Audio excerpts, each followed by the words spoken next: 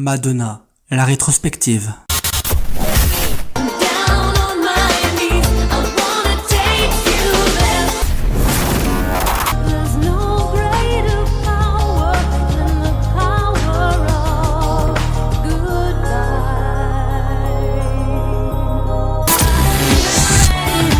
Get ready to jump, don't ever look back, oh baby.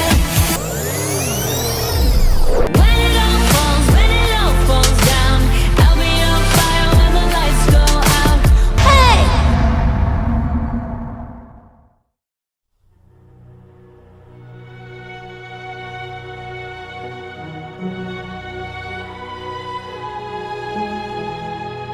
En 1995, Madonna obtient enfin le rôle d'Eva Perón après tant d'années et de combats acharnés. Ce rôle, elle le voulait depuis longtemps. Elle voit en Perón une femme qui s'est battue pour ses convictions et qui a connu le succès terni par de fortes critiques.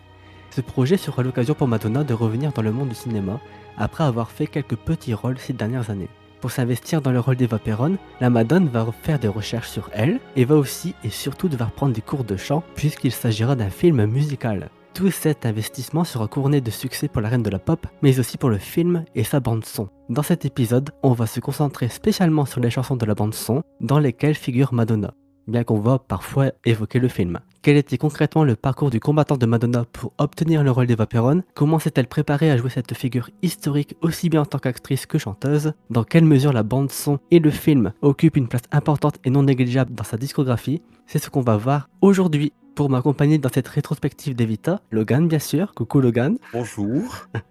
Et on est ravi de recevoir un nouvel invité aujourd'hui, fan de Madonna et particulièrement d'Evita. On accueille Mapsam aujourd'hui. Bonjour Mapsam. Bonsoir, bonsoir, merci de me recevoir. Et le jingle déjà m'a mis de super bonne humeur. Oh Je suis là à là là 100% là. Mais quelle joie! À chaque fois. J'adore. En tout cas, merci de me recevoir. De rien. Pour parler des vites que j'adore. Bienvenue dans le podcast. Bienvenue. Merci, merci. C'est gentil, merci. Juste avant d'entrer dans le vif du sujet, est-ce que tu peux nous dire comment et quand tu as découvert Madonna? Alors, j'ai découvert Madonna. Alors, il faut savoir que je suis un enfant des années 70. Fin des années 70. Je suis né en 78. Et personne n'a été épargné par la tornade Like a Virgin. Et j'avais un grand frère qui a 8 ans de plus que moi et qui écoutait Like a Virgin en boucle. Et moi, je comprenais pas vraiment les paroles, ou peut-être, voilà, j'étais très naïf et très innocent. Et je chantais ça. J'ai un souvenir très précis de moi qui chante ça dans la douche, Like a Virgin, à me tortiller comme je la voyais faire sur scène à la télé. Et ça a été ma première rencontre avec Madonna. Le vrai choc, j'ai envie de dire Madonna-esque, ça a été la sortie de Like a Prayer. J'étais bien plus âgé, j'avais 11 ans, et pour moi, ça a été... je me suis pris une baffe parce que j'ai vu le clip. Il y avait toute une campagne aussi pour Pepsi, qui débutait avant qu'elle soit boycottée. Et il y avait eu pas mal de teasing, et je la vois en brune, et je fais le lien avec la Madonna blonde de Who's That Girl, que j'avais vu, que mon frère m'avait emmené au cinéma la voir, et je me dis, mais attends, c'est ça Madonna, c'est elle, la brune. Madonna brune avec des crucifix en feu. Et voilà, j'ai adoré Like a Prayer, et c'est là où tout a commencé. Wow. Une très longue histoire de presque 40 ans maintenant. Une longue histoire a commencé avec elle. Ouais, une passion, j'ai envie de dire, Ah. une passion. Comme nous. La preuve, on fait ce podcast.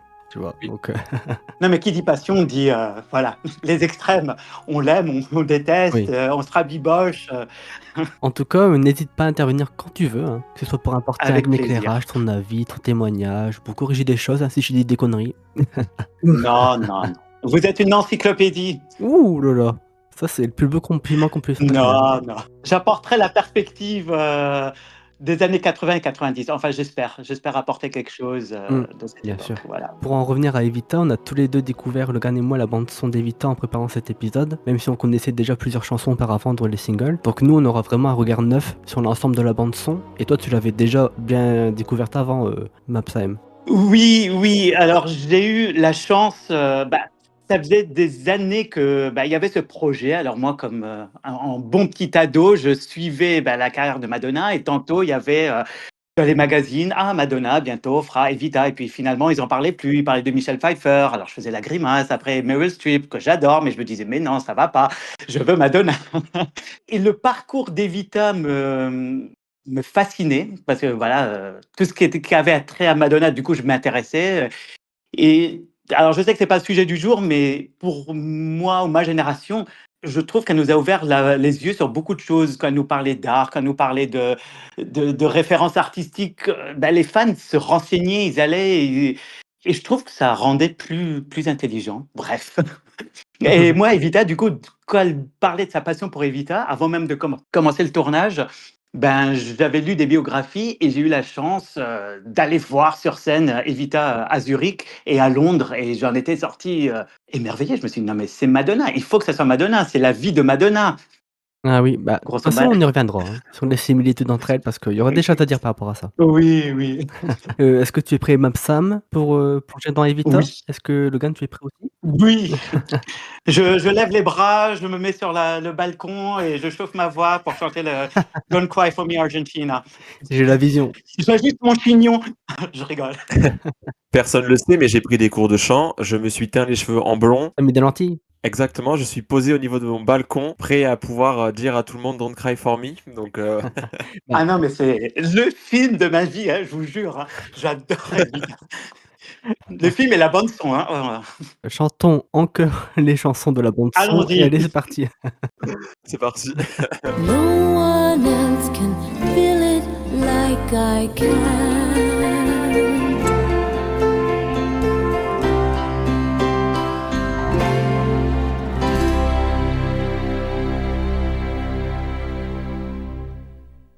L'année 95 est donc assez chargée pour Madonna. Elle continue et termine non seulement l'exploitation et la promotion de son album Bedtime Stories, mais fait aussi quelques photoshoots pour la maison de mode Versace. Entre-temps, elle tourne une pub destinée à la télévision japonaise et elle prépare Something to Remember, sa compilation de ballades. Donc elle ne chôme pas. Hein. Cette année-là, on lui propose une opportunité en or qu'elle ne doit pas en apparence refuser, celle d'incarner enfin Eva Perón au cinéma. Accepter ce rôle va par conséquent entraîner l'annulation de la tournée prévue pour Bedtime Stories. Donc la Madone se retrouve face à un dilemme. Est-ce qu'elle va accepter le rôle ou faire la tournée? Bon, il n'y a pas trop de suspense, elle va accepter le rôle d'Eva Perón. Et c'est donc le 15 mars 95 qu'on apprend cette nouvelle. Et comme tu le disais en introduction, Mapsam, Madonna et Eva Perón sont liés d'une certaine manière. Hein. Pour que vous puissiez comprendre plus concrètement les liens qui les unissent, je dois vous faire une leçon d'histoire sur Eva Perón. Il faut que je vous la présente. Rassurez-vous, ça sera un court résumé de sa vie que j'ai pu rédiger en effectuant des recherches. Maria Eva Duarte naît en 1919 à Los Toldos, une ville du nord-est de la province de Buenos Aires, en Argentine. Elle est le fruit d'une relation adultérine entre sa mère Juana Ibargoren et un propriétaire agricole du nom de Juan Duarte. Le pays connaît à ce moment-là des tensions sociales marquées par des grèves, des coups d'État. Suite au décès du père d'Eva, la famille déménage. Eva grandit dans un milieu social défavorisé, elle rêve d'ailleurs et aspire à une vie de strass et de paillettes. Elle aime lire les revues de cinéma, à tel point qu'elle rêve de devenir actrice et de connaître la gloire, comme une certaine Jean Harlow. Et c'est là qu'à 15 ans, qu'Eva décide d'embarquer à Buenos Aires pour tenter sa chance en 1935. Pour l'occasion, elle se teint les cheveux en blond et multiplie les auditions sans succès. Mais, tout comme Madonna, Eva est ambitieuse et n'abandonne pas. Finalement, on lui confie l'animation d'une émission sociale de la radio locale Radio Belgrano. Parallèlement à ça, elle commence petit à petit à se faire une place dans le monde du cinéma et celui du théâtre. Eva va commencer à s'engager politiquement parlant en 1944 quand elle fonde et devient présidente de l'association Radial Argentina, le premier syndicat des travailleurs de la radiodiffusion. C'est durant cette même année qu'elle rencontre Juan Domingo Perón, alors secrétaire d'État qui travaille pour le général Pedro Pablo Ramirez, arrivé au pouvoir par le biais d'un coup d'État. D'après certaines sources, ils se seraient rencontrés à un gala, pour d'autres lors d'une vente de charité. Entre les deux personnes, c'est le coup de foudre assuré et ils deviennent amants. Eva va être très importante dans la carrière politique de Perón, puisque leur relation ainsi que les racines sociales d'Eva vont leur permettre de maintenir le lien avec les descamisados, c'est-à-dire les syndicalistes et les ouvriers. En 1945, le couple se marie. Eva Duarte devient donc Eva Perón, la femme du président de la République argentine, surnommée Evita par le peuple argentin. Evita, comme Madonna, est quelqu'un qui est dans le contrôle, donc elle contrôle l'agenda de son mari, s'investit beaucoup d'un point de vue politique, s'inscrit dans le mouvement politique du péronisme, axé sur la justice sociale. Sa contribution contributions dans le monde politique permettra de belles avancées, comme le droit de vote aux femmes argentines en 1947, la création d'une fondation d'aide aux pauvres ou encore la construction d'hôpitaux, d'orphelinats ou de foyers pour les femmes. Bien qu'Evita soit adorée par la classe des travailleurs, elle est détestée des riches argentins anglophones. En effet, il n'aime pas que la femme du président argentin ait eu des histoires sulfureuses, qu'elle ait grandi dans un milieu défavorisé, ou encore qu'elle prenne une trop grande importance et place dans la vie politique de son homme. Eva devient tellement populaire que le monde des travailleurs souhaite qu'elle devienne vice-présidente du pays en 1951. Mais face à la pression de certains militaires haut placés qui ne souhaitent pas que cela arrive, Juan annule la nomination d'Eva à ce poste. Eva Perón meurt l'année suivante à l'âge de 33 ans seulement d'un cancer fulgurant de l'utérus. C'est un résumé de sa vie, on va dire. Mapsam, si tu veux ajouter des choses, tu peux le dire. Mais ça vous rappelle personne, Ah, mais c'est si. Madonna. Non, mais à bien des égards, et là je t'écoutais, je me dis, mais il y a tellement de parallèles à faire. Pouf, Ah oui. oui. Si vous avez bien suivi ce résumé de la vie d'Eva Perón, vous aurez peut-être remarqué des similitudes entre sa vie, son parcours de vie, ainsi que sa personnalité et ceux de Madonna. Tout d'abord, on peut noter que Madonna, tout comme Eva, était ambitieuse. Elle désirait faire ses preuves ailleurs que dans la ville où elle a grandi et de prendre son envol. Eva va quitter sa ville pour aller tenter sa chance à Buenos Aires, tandis que Madonna va quitter Détroit pour s'aventurer dans la ville de New York. Les deux femmes vont d'ailleurs se teindre les cheveux en blond une fois arrivées dans leur ville. D'ailleurs, pour l'anecdote, quand Madonna est arrivée à New York, un des premiers endroits où elle avait trouvé refuge était un appartement d'un homme qui avait chanté dans les chœurs de la comédie musicale d'Evita à Broadway. Ensuite, on peut observer que les deux femmes partagent l'envie de connaître la gloire, le succès, Eva à travers le cinéma, Madonna à travers la musique. Puis on peut dire que Madonna, tout comme Eva, s'engage politiquement, notamment à travers des causes qui lui sont chères, comme la lutte contre le sida, l'invasion des États-Unis en Irak ou le port d'armes à feu aux États-Unis. Madonna et Eva sont toutes les deux féministes. Tout comme Eva, Madonna est quelqu'un qui est dans le contrôle, qui s'investit beaucoup. Et enfin, ce sont deux femmes qui, si elles ont connu un grand succès, une grande popularité dans ce qu'elles entreprenaient, elles ont quand même été détestées par une partie de la population, ou plutôt du grand public. Donc c'est là qu'on voit que Madonna partage quand même plusieurs points communs avec Eva Perón, et que c'est pas étonnant qu'elle se retrouve en elle, d'une certaine manière, voire qu'elle interprète au cinéma. T'en penses quoi, Mapsam? Ah ben, 100% d'accord, hein. Les deux ont été vus comme des saints ou comme des putains. Tu commences bien l'épisode. Ça résume, et c'est malheureusement, enfin heureusement, malheureusement, voilà, elles en ont joué aussi. Je dis pas que c'était pas toujours mérité, que ça soit la sainte ou la putain. Elles savaient ce qu'elles voulaient, elles ont brisé leur carcan, elles ont échappé à leur milieu, elles ont réussi, et quand on réussit, ben, ça fait des jaloux, et quand on réussit, ben, ça laisse des traces. Oui, c'est deux dessins similaires. Et toi, Logan? Selon moi, c'est intéressant comme parallèle parce qu'il y a quand même, comme on disait, beaucoup de points communs. Et puis, moi, je vois surtout, que ce soit chez Madonna ou chez Eva, le fait que ce sont en fait deux femmes qui sont établies et qui n'ont démarré de strictement rien, voilà. Et elles ont toutes les deux atteint une certaine notoriété, une certaine célébrité, on va dire, qui est arrivée à un beau niveau quand même. Et je peux comprendre que ça résonne en Madonna parce que il y a beaucoup de points qui se ressemblent. Et c'est quelqu'un qui a l'habitude justement de la foule, des critiques, Madonna. Voilà, c'est la seule, on va dire, chose qui va changer un peu, ce sera l'environnement dans lequel elles sont établies. Mais après, voilà, il faut pas oublier quand même que Madonna, elle est idolâtrée, hein, par ses fans, et c'est quelque chose qu'on retrouvera aussi, notamment chez voilà, Eva Perón, parce qu'elle c'était quand même quelqu'un de très importante dans son pays. Ce que je voudrais juste rajouter, c'est que c'est deux femmes qui ont réussi dans un milieu d'hommes, que ce soit la politique pour Eva Perón, Madonna dans l'industrie de la musique. Elles ont eu les corones, comme on dit en espagnol. Je me mets à la mode Eva Perón, hein, je vais parler en espagnol. Oui, de s'imposer, et que ça plaise ou pas, et qu'elles ont sans demander la permission, et de Oui, réussir. c'est ça. Et que pareil, pour les deux, on leur a mis des bâtons dans les roues, mais jusqu'au bout, et jusqu'à aujourd'hui, malgré qu'on soit en 2026, on continue à, que ce soit l'âge ou le fait que ça soit une femme, mais que fait Madonna encore sur scène? Ben oui, Mick Jagger peut, pourquoi pas Madonna? Exactement. Donc c'est deux, ouais, moi j'aime bien. J'aime bien les personnalités controversées, j'aime bien les personnes qui bousculent un petit peu les codes établis, et je trouve que c'est, voilà, deux modèles. Un effet miroir. Le projet du film Evita a connu beaucoup de rebondissements pendant des années avant de finalement voir le jour. Alors je vais retracer l'histoire de ce projet et plus globalement d'Evita, de la comédie musicale au film d'Alan Parker pour poser les bases et pour présenter déjà les principales personnes qui vont œuvrer pour le film de Parker. Alors tout commence en 72. Un certain Tim Rice, donc retenez bien son nom, s'intéresse à la vie d'Eva Perón après avoir regardé un film sur elle nommé Reina de Corazones de Carlos Patini. Il a comme idée de faire une comédie musicale basée sur la vie d'Eva Perón en collaboration avec un certain Andrew Lloyd Webber, retenez aussi son nom, compositeur de célèbres comédies musicales comme Cats et The Phantom of the Opera. Cependant, ce dernier travaille déjà sur une comédie musicale à ce moment-là, donc le projet a été mis de côté. Mais Webber n'abandonne pas totalement Tim Rice puisqu'il va faire avec lui un album conceptuel nommé Evita tout simplement en 76.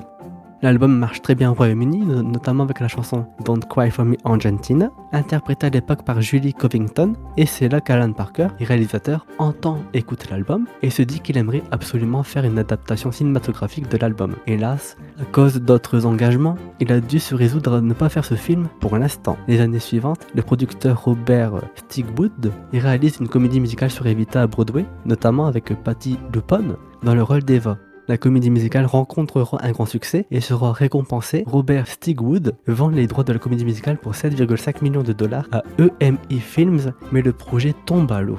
Paramount Pictures acquiert les droits avec Stigwood comme producteur et propose un budget de 15 millions de dollars pour la réalisation du film. Stigwood, en accord avec Lloyd Webber et Rice, décide d'engager Ken Russell comme réalisateur. Mais là aussi, le projet part en fumée. Paramount galère vraiment à faire ce film, les réalisateurs se succèdent sans qu'aucun ne reste, et c'est là que dans les années 80, pouf, une certaine Madonna entre en scène. Et oui, déjà à l'époque, Madonna avait en effet passé des auditions pour Stigwood, qui a été séduit, convaincu par la pop star, il l'aurait même trouvé parfaite pour le rôle. J'étais tombé durant mes recherches sur un magazine espagnol sur lequel Madonna avait fait la une, et c'était marqué « Madonna deviendra Evita ». Comme quoi, dans le magazine, on apprend que, je cite, Tim Rice a déclaré qu'il ne croyait pas que l'intérêt de Madonna pour le personnage d'Evita était sincère, mais qu'il s'agissait plutôt d'un coup publicitaire. C'est sa peur pour Madonna, ça. Et c'est cocasse de lire ça alors qu'elle va jouer Evita des années plus tard.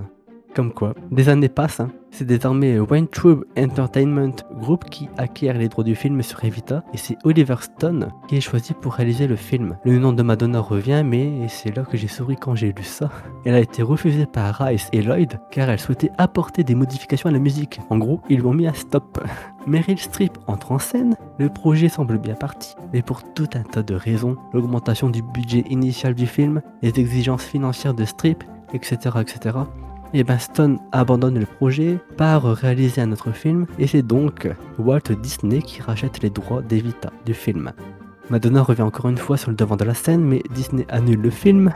Les droits de production partent cette fois-ci à la société Synergy Pictures d'Andrew J. Vajna avec Oliver Stone qui revient en tant que réalisateur. Michelle Pfeiffer était envisagée pour incarner Eva Perón, mais en raison de sa grossesse, elle est remplacée par Glenn Close. Stone quitte le projet ensuite et enfin en décembre 1994, Andrew J. Vajna et Stigwood contactent Alan Parker pour réaliser le film sur Evita. Parker accepte à une condition, il accepte s'il peut réaliser sa propre version basée uniquement sur l'album conceptuel de 72 sans prendre en compte les éléments apportés par les différentes comédies musicales et les versions du film proposées par les différents réalisateurs, en particulier celle d'Oliver Stone. Parker s'est beaucoup investi dans ce projet, il a fait des recherches sur Eva Perón, à tel point que son script final fait pas moins de 146 pages. Madonna est au courant de l'existence de ce projet bien sûr, et va tenter de convaincre Parker de l'engager pour incarner Evita dans son film. Comment va-t-elle y parvenir ? On va l'écouter dans l'interview qu'elle avait donnée à Kurt Loder durant le tournage du film pour MTV. Écoutez. J'ai lancé une campagne à travers des appels, l'écriture d'une lettre, des incantations, l'allumage de bougies dans les églises, des choses comme ça. Ce que j'ai fait, c'est que j'ai envoyé le clip de Take a Bow. Quand je pensais à ces visuels, j'étais inspiré par Eva Perón. Le style des années 40-50, la façon dont elle s'habillait. Je me disais que c'était le moment parfait. Donc je lui ai envoyé la vidéo, une lettre de 10 pages, listant toutes les raisons de me choisir pour le rôle. Et oui, Madonna elle a été plus que persuasive, puisqu'elle a eu le rôle. Comme on l'avait dit dans l'épisode sur Bedtime Stories, le clip de Take a Bow est une manière de prouver au futur réalisateur du film qu'elle était faite pour le rôle d'Evita. Dans l'ancien site internet consacré aussi au film Evita, Alan Parker se souvient du moment où Madonna tentait de le convaincre de la choisir elle et pas une autre. Alors que je passais Noël en Angleterre en 94, j'ai reçu à l'improviste une lettre de Madonna. J'avais développé avec elle quelques années auparavant un remake de L'Ange Bleu, mais le projet avait échoué à Hollywood. Sa lettre manuscrite de 4 pages était extrêmement passionnée et sincère. Selon elle, personne ne pouvait incarner Evita aussi bien qu'elle. Et elle disait qu'elle chanterait, danserait et jouerait de tout son cœur. Et qu'elle mettrait tout le reste en suspens pour se consacrer entièrement à ce projet si je décidais de travailler avec elle. Et c'est exactement ce qu'elle a fait. Enfin, elle a pas tout mis en suspens car elle est tombée enceinte avant la fin du tournage. Ce qu'on peut dire là, c'est que Madonna, elle était convaincante. Elle voulait absolument ce rôle, quoi. C'est fou. Ça faisait des années qu'elle en parlait. Ça lui tenait à cœur et oui, elle a tout fait pour. Moi, je dirais pas qu'on lui a proposé le rôle. Moi, je dis, et avec beaucoup de fierté, qu'elle allait le chercher, qu'elle s'est battue pour Exact. l'avoir. Et Oui. voilà. Là, elle n'a pas fait trop sa star. Elle s'est vraiment battue pour l'avoir. Parce que j'essaie de me remettre dans le contexte. À l'époque, on parlait pas tellement de Madonna pour le rôle, hein. Il y avait beaucoup de pression. Ils voulaient une actrice, et je mets des guillemets, sérieuse. Donc, il y avait Michelle Pfeiffer qui surfait sur la vague. Il y avait Meryl Streep qui restait une valeur sûre. Et il y a la petite Madonna qui disait oui, mais moi, je suis là. Et elle a dû vraiment se battre. Et Oui. chapeau. C'est ça, c'est un des seuls. Enfin, dans sa carrière vraiment d'actrice, je pense que c'est le rôle parce que ça a été le plus difficile pour elle de l'obtenir parce qu'elle a vraiment dû travailler à fond pour l'avoir et pendant très longtemps, hein. Et d'ailleurs, c'est intéressant parce que justement, elle a utilisé le clip de Take a Bow un peu comme une manière de pouvoir un peu, voilà, auditionner pour le rôle. Et en fait, quand tu regardes bien le clip de Take a Bow, ça fait sens. C'est très codifié Eva Perón, hein. Ah, notamment avec les looks.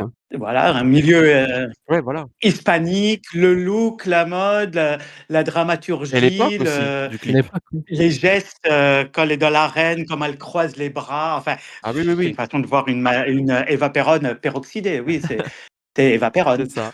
Et c'est intéressant parce que ça prouve bien que même si tu es Madonna, tu pas accès à tout. Et c'est encore un autre point important à souligner, c'est que quand elle veut quelque chose, elle y va et à fond, quoi. Et je me souviens même qu'elle s'était habillée avec des vêtements beaucoup plus type Eva Perón, justement pour ça, Plus à cette page, ouais. période-là, hein. Oui. Même la campagne Versace, qui était en noir et blanc, quasi, alors je vais pas dire no make-up, mais voilà, c'était un make-up nude. Enfin, elle voulait vraiment adoucir son image. Après, il y a eu Something to Remember, la coupe au carré. Enfin, Mm, vraiment, elle voulait que les gens. Enfin, elle voulait être c'est crédible, ça. enlever ses oripeaux de tout de ses vies antérieures, j'ai envie de dire, de ses albums, de ses images, les multiples images qu'elle a eues. Et puis après, honnêtement, à l'époque, je me souviens aussi qu'il parlait beaucoup, le péronisme était encore très vivant en Ah oui, Argentine. oui, oui. Et je pense que ce soit le réalisateur, que ce soit Oliver Stone ou Alan Parker par la suite, et il en a bavé, ou les stars successives, les noms successifs qui ont été cités, beaucoup de personnes recevaient des menaces parce qu'on ne touchait pas à Evita, on ne Ouais. touchait pas au péronisme. C'était une sainte pour Oui. certains, En rate. et il fallait pas y toucher. Et elle a eu the balls, comme on dit. On lui a donné sa chance et elle a prouvé. Mm. Et elle a dû batailler jusqu'au bout. Et peut-être on en parlera plus tard parce que Carlos Oui. Menem voulait pas qu'on filme à la Casa Rosada Mm. et elle a réussi à lui faire C'est les yeux ça. doux. Mais on en Exactement, parlera, oui. je pense. Bah, de toute façon, c'est le rôle de sa vie, hein. Avec le recul, puis elle a réussi, quoi. On n'est pas de la même génération, mais lorsque je discute avec des collègues, enfin des personnes plus jeunes que moi, ils me disent: Ah, Madonna, le film qu'elle a fait, c'est Evita. Elle en a fait d'autres, mais c'est le film qui ressort, c'est le film qu'on l'ait vu ou pas, on l'associe toujours à Evita. C'est un honneur, je trouve. Tu sais, c'est la phrase que j'aime bien dire à chaque fois, mais je pense que Madonna, il lui faut le bon rôle. Et là, c'était le bon rôle. Bah, pleinement. Et je suis pas trop d'accord avec les gens qui disent que c'est pas une bonne actrice, Ah, c'est populaire, ça. mais elle a été des fois sous-estimée. Alors, je dis pas que tout ce qu'elle a fait, c'était bien, mais bon, voilà, c'est un autre débat. On n'en parlera pas ce soir. Ce soir, on voit que le positif. Et dans Evita, à mes yeux, elle a vraiment brillé et elle a mérité ce Golden Globe et elle aurait mérité cet Oscar pour autre chose juste que la chanson. Elle joue très bien dans Evita. Après, c'est un film musical, donc elle était aussi un peu dans son élément, quoi. Parce que ça mélangeait Voilà. le cinéma et la musique. Mais tu vois, même là, on lui donne pas crédit. On lui donne pas crédit pour son rôle d'actrice. On lui dit: Ah oui, mais bon, c'était facile puisque c'est une chanteuse, donc elle a chanté. Non, c'est pas facile de chanter et danser et jouer et incarner. Et il faut savoir qu'elle avait des lentilles pour le tournage, elle avait une prothèse à la bouche, Mm. elle avait plusieurs challenges et à la fin, elle était enceinte aussi. Donc, Oui. chapeau aussi. Tout à fait. Même si elle a eu le rôle, la Madone ressent maintenant une certaine pression pour être à la hauteur de l'ambition du film. Déjà d'un point de vue du chant, puisqu'elle a dit au Los Angeles Times en 96, quand j'étais choisi pour faire le film, je savais que j'étais pas le premier choix d'Andrew Lloyd Webber. Je ne pense pas qu'il était particulièrement enthousiasmé par mes talents de chanteuse. Je savais que j'avais toutes les chances contre moi. C'est une situation délicate. On a l'impression que tout le monde attend que l'on trébuche. Mais elle avait aussi une certaine pression en tant qu'actrice, puisqu'elle a dit aussi: je considère que c'est un coup du destin si j'ai obtenu le rôle. Il y avait beaucoup d'autres actrices considérées comme de grandes stars du box-office et beaucoup plus respectées que moi pour leur talent d'actrice. C'était un autre obstacle à surmonter. Elle va devoir bosser dur pour y arriver. Mais à force de travail acharné, elle a réussi à faire ce tour de force. Et en parlant de travail, un grand travail attendait Madonna en 95. D'abord, ce qu'elle devait faire, c'était enregistrer la bande son du film. Faut rappeler qu'Evita, c'est un film musical avant tout, hein. Donc Alan Parker est un habitué de ce genre. Il avait fait par exemple le film musical Fame en 80, mais ça reste quand même un genre cinématographique inhabituel. C'est pas moi qui le dis, hein, mais c'est Alan Parker dans le site officiel consacré à Evita. Ça sera un film entièrement chanté, donc sans dialogue conventionnel, et l'approche de Parker est une approche naturaliste, comme s'il mélangeait l'opéra et le cinéma en s'éloignant de la version stylisée de la version théâtrale d'Evita, et Madonna va devoir appliquer cette approche dans son chant et dans son acting. Dès que la Madone obtient le rôle d'Eva Perón, elle part à New York prendre des cours de chant pendant 3 mois. Elle prend des cours de chant avec la coach vocale John Leyder. Qui est-elle ? John Leyder est une grande coach vocale qui a coaché plein de chanteurs comme Barbara Streisand, Whitney Houston ou encore Céline Dion. Ces cours de chant sont intenses, mais bénéfiques pour la chanteuse, aussi bien pour Evita que pour la suite de sa carrière. John Leyder a révélé que Madonna devait utiliser sa voix d'une manière qu'elle n'avait jamais utilisée auparavant. Evita est une véritable comédie musicale, c'est de l'opéra en quelque sorte. Madonna a développé un registre aigu qu'elle ne savait pas posséder. Et grâce à Leyder, Madonna a atteint des notes qu'elle n'avait encore jamais atteintes auparavant, jusqu'à présent. Elle lui a enseigné comment chanter en utilisant son diaphragme plutôt que sa gorge, ce qui lui a permis de projeter sa voix de manière plus cohérente. Madonna était contente de découvrir toutes les nuances de sa voix. À ce qu'il paraît, elle rentrait tous les soirs chez elle et s'entraînait en téléphonant à ses amis et en chantant pour eux. J'aurais aimé qu'elle fasse ça avec moi. Entre-temps, elle apprend la musique originale d'Evita avec David Kadik, le superviseur musical du projet, qui avait déjà travaillé avec Lloyd Webber pendant des années en tant que directeur musical de ses projets, de ses shows. Faut préciser à la base que Madonna n'était pas fan de la comédie musicale de Webber sur Evita, plus spécialement de son point de vue sur elle. Elle avait confié, je la cite, « Le point de vue de Lloyd Webber était celui de l'aristocratie argentine à l'époque où Eva Perón était mariée au président. Ils étaient contre elle, la considéraient comme une prostituée opportuniste. Je trouvais que c'était un point de vue machiste, selon lequel toute femme puissante est une prostituée ou a couché pour arriver au sommet. Cette idée est présente tout au long de la comédie musicale et c'est ridicule. On peut pas coucher pour arriver au sommet. À Hollywood peut-être, mais elle a influencé toute une nation. Mais cela dit, elle a confiance en Parker, en sa vision. Alan a beaucoup lu sur le péronisme, il est intelligent, politiquement avisé, et il a compris que la comédie musicale était partiale à son égard. Est-ce que tu es d'accord avec elle, Mapsam, sur son point de vue sur la comédie musicale sur Evita, sur le côté machiste de la comédie musicale? Alors, la comédie musicale, la version originale sur scène est plus critique et je pense que Alan Parker et Madonna et tous les acteurs qui ont joué là-dedans ont pris le parti de jouer une version plus soft pour ne pas froisser les péronistes. À l'époque du tournage, on était encore sous le péronisme. Alors, évidemment, il n'y avait plus Juan Perón, mais Carlos Menem est péroniste. C'était le président argentin à l'époque, faisait partie du parti péroniste, pardon. Donc, je pense qu'ils ont un petit peu modéré leurs propos et la version plus critique qu'il y avait sur scène, où c'est vrai que l'image d'Eva Perón était d'une arriviste. C'était beaucoup plus tranchant, ouais. Il y avait plus un parti pris, voilà. Je cherchais mes mots, il y avait plus un parti pris, alors que le film est peut-être plus consensuel. Les images sont belles, chacun fera son idée, mais finalement... Ouais. À la fin, elle meurt, donc on a tous une petite larme. C'est l'héroïne qui meurt, c'est Bambi. Donc voilà. Alors que à l'époque d'Eva Perón, dans la vraie vie, et voilà, il y a ceux qui pleuraient vraiment, et puis pour d'autres, ça a resté la catin. La catin qui a manipulé Juan Perón, c'est la catin qui s'est hissée au sommet de l'État. Voilà. Pour revenir à Madonna, Madonna est le mot machiste. Tu peux être sûr qu'elle sort les dents et voilà, qu'elle va combattre pour imposer sa vision. Et je pense qu'elle l'a bien réussi. Je sais pas si ça répond à ta question. Ah si, je suis comblé. Merci. Ça faisait longtemps qu'on m'avait plus dit ça.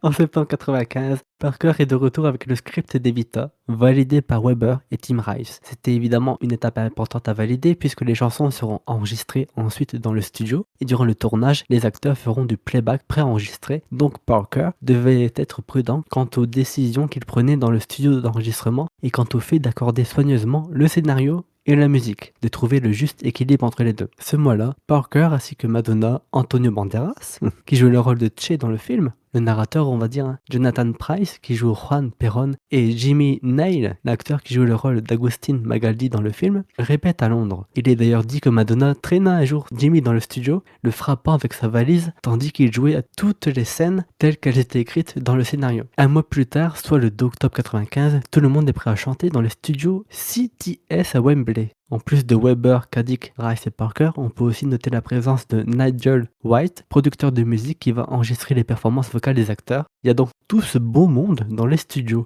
Mais en fait, c'est la catastrophe.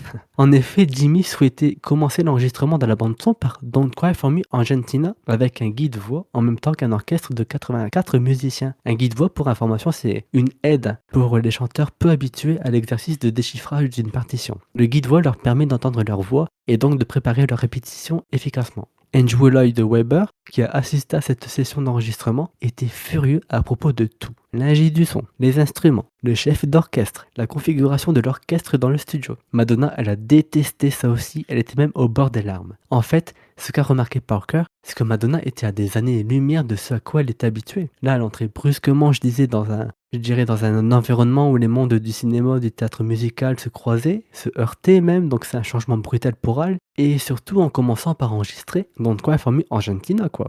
Elle avait certes enregistré la bande-son I'm Breathless des années auparavant, mais c'était pas dans les mêmes conditions. Elle avait parlé de ça avec le Los Angeles Times en 96, hein. Je la cite. J'ai l'habitude d'écrire mes propres chansons, d'aller en studio, de choisir les musiciens et de dire ce qui sonne bien ou pas. Travailler sur 46 chansons avec toutes les personnes impliquées sans avoir mon mot à dire a été un grand changement. C'était difficile d'arriver, de me livrer à cœur ouvert, puis de dire faites-en ce que vous voulez. Ce qui m'a fait sourire quand j'ai lu les notes de Parker, c'était qu'à la fin de cette journée, ils étaient tous allés dans un studio adjacent pour annoncer le début de l'enregistrement de la bande son, et en fait ils étaient tous sourire, alors qu'une heure auparavant, ils étaient tous en colère. Mais Parker n'a pas envie de terminer cette journée sur une note négative. Parti rejoindre Weber chez lui, ils discutent puis retrouvent Madonna à son hôtel et discutent ensemble de la marche à suivre. Ils décident d'enregistrer toutes les voix au Whitefield Street Studios, un studio de musique contemporaine plus propice pour le projet. Madonna chantera l'après-midi un jour sur deux pour ménager et reposer sa voix. Nigel White ainsi que David Caddick rempliront le temps d'enregistrement restant en préparant la multitude d'autres pistes nécessaires. À la fin de la semaine, le chef d'orchestre rassemble les meilleurs musiciens d'orchestre de Londres. Et voilà, cette horrible première journée n'est plus qu'un lointain souvenir. Le reste de l'enregistrement de la bande-son se déroule très bien. D'après Nigel White, dans une interview qu'il avait donnée pour le site web d'Evita, je le cite, en fait, ça s'est passé sans encombre. Ils connaissaient tous très bien leur sujet, ils ont tous été très professionnels. On a d'abord travaillé avec eux sur la section rythmique pour définir les tempos afin qu'ils n'aient pas à intervenir en chantant pour dire « Hey, ça ne va pas » ou « C'est trop rapide, c'est trop lent ». Dans cette interview, il décrit la façon dont la musique est enregistrée. Alan adopte une approche très naturelle du cinéma et du son. Si vous chantiez ce film dans un style opératique, comme beaucoup d'originaux, ce serait tout simplement trop.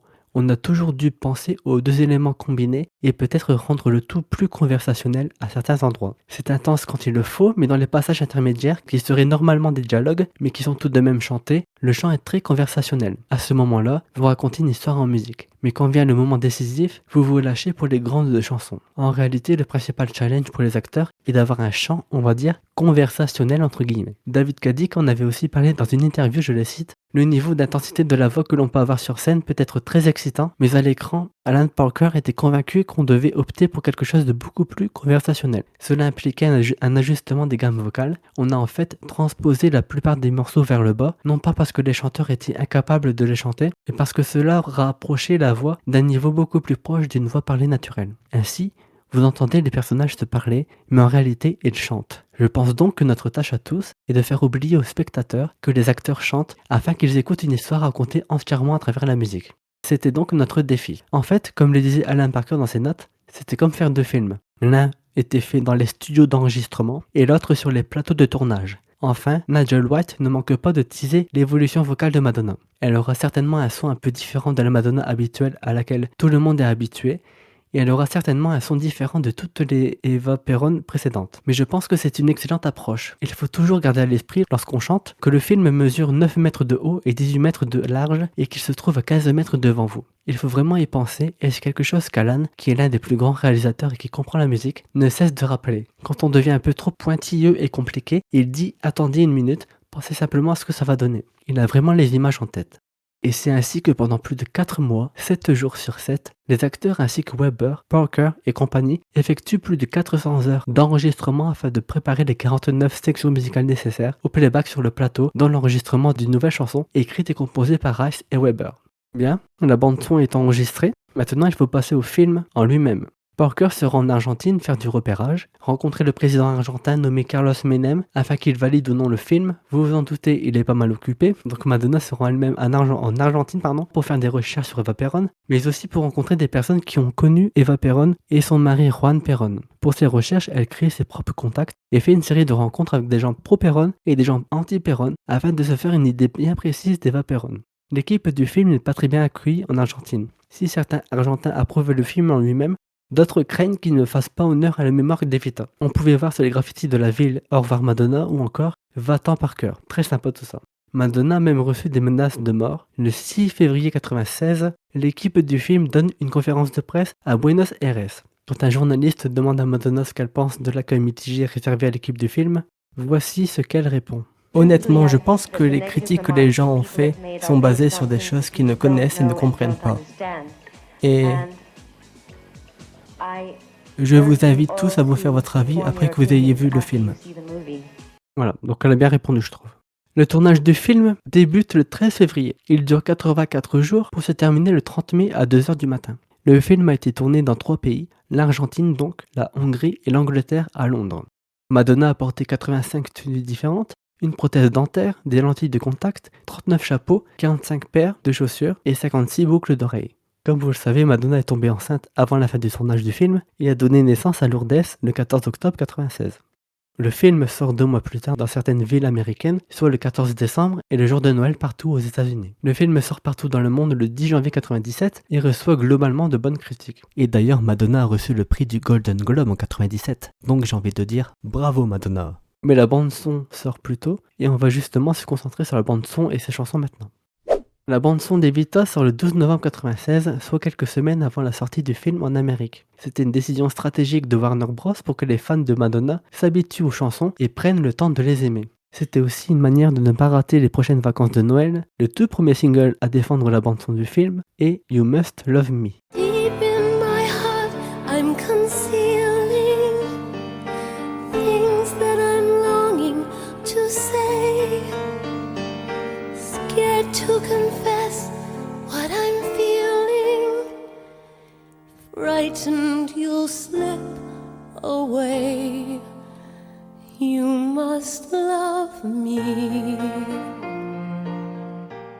Il s'agit de la nouvelle chanson écrite et composée par Rice et Weber, spécialement pour le film. Elle sort le 15 octobre 1996, soit un peu plus d'1 mois avant la sortie de la bande-son d'Evita. On parlera du processus créatif et du texte plus tard, quand on explorera la compilation chanson par chanson. Toujours est-il qu'on peut dire ici que la chanson a bien marché dans les charts. 2e au Canada, par exemple, 4e en Finlande, 5e en Italie, 10e au Royaume-Uni, encore 3e en République tchèque. Cela dit, le titre est 41e en France, pas cocorico pour le coup. La chanson est globalement bien reçue par les critiques qui soulignent la performance vocale de Madonna. Pour Kathleen Guerdo de Billboard, Madonna livre l'une des performances vocales les plus puissantes de sa carrière, atteignant sans peine les notes soprano exigeantes de la chanson, tout en y insufflant une émotion délicate et poignante. Cela augure bien de la puissance créative du reste de la bande originale. Pour J.D. Considine du Baltimore Sun, You Must Love Me est l'une des grandes chansons de la bande-son d'Evita.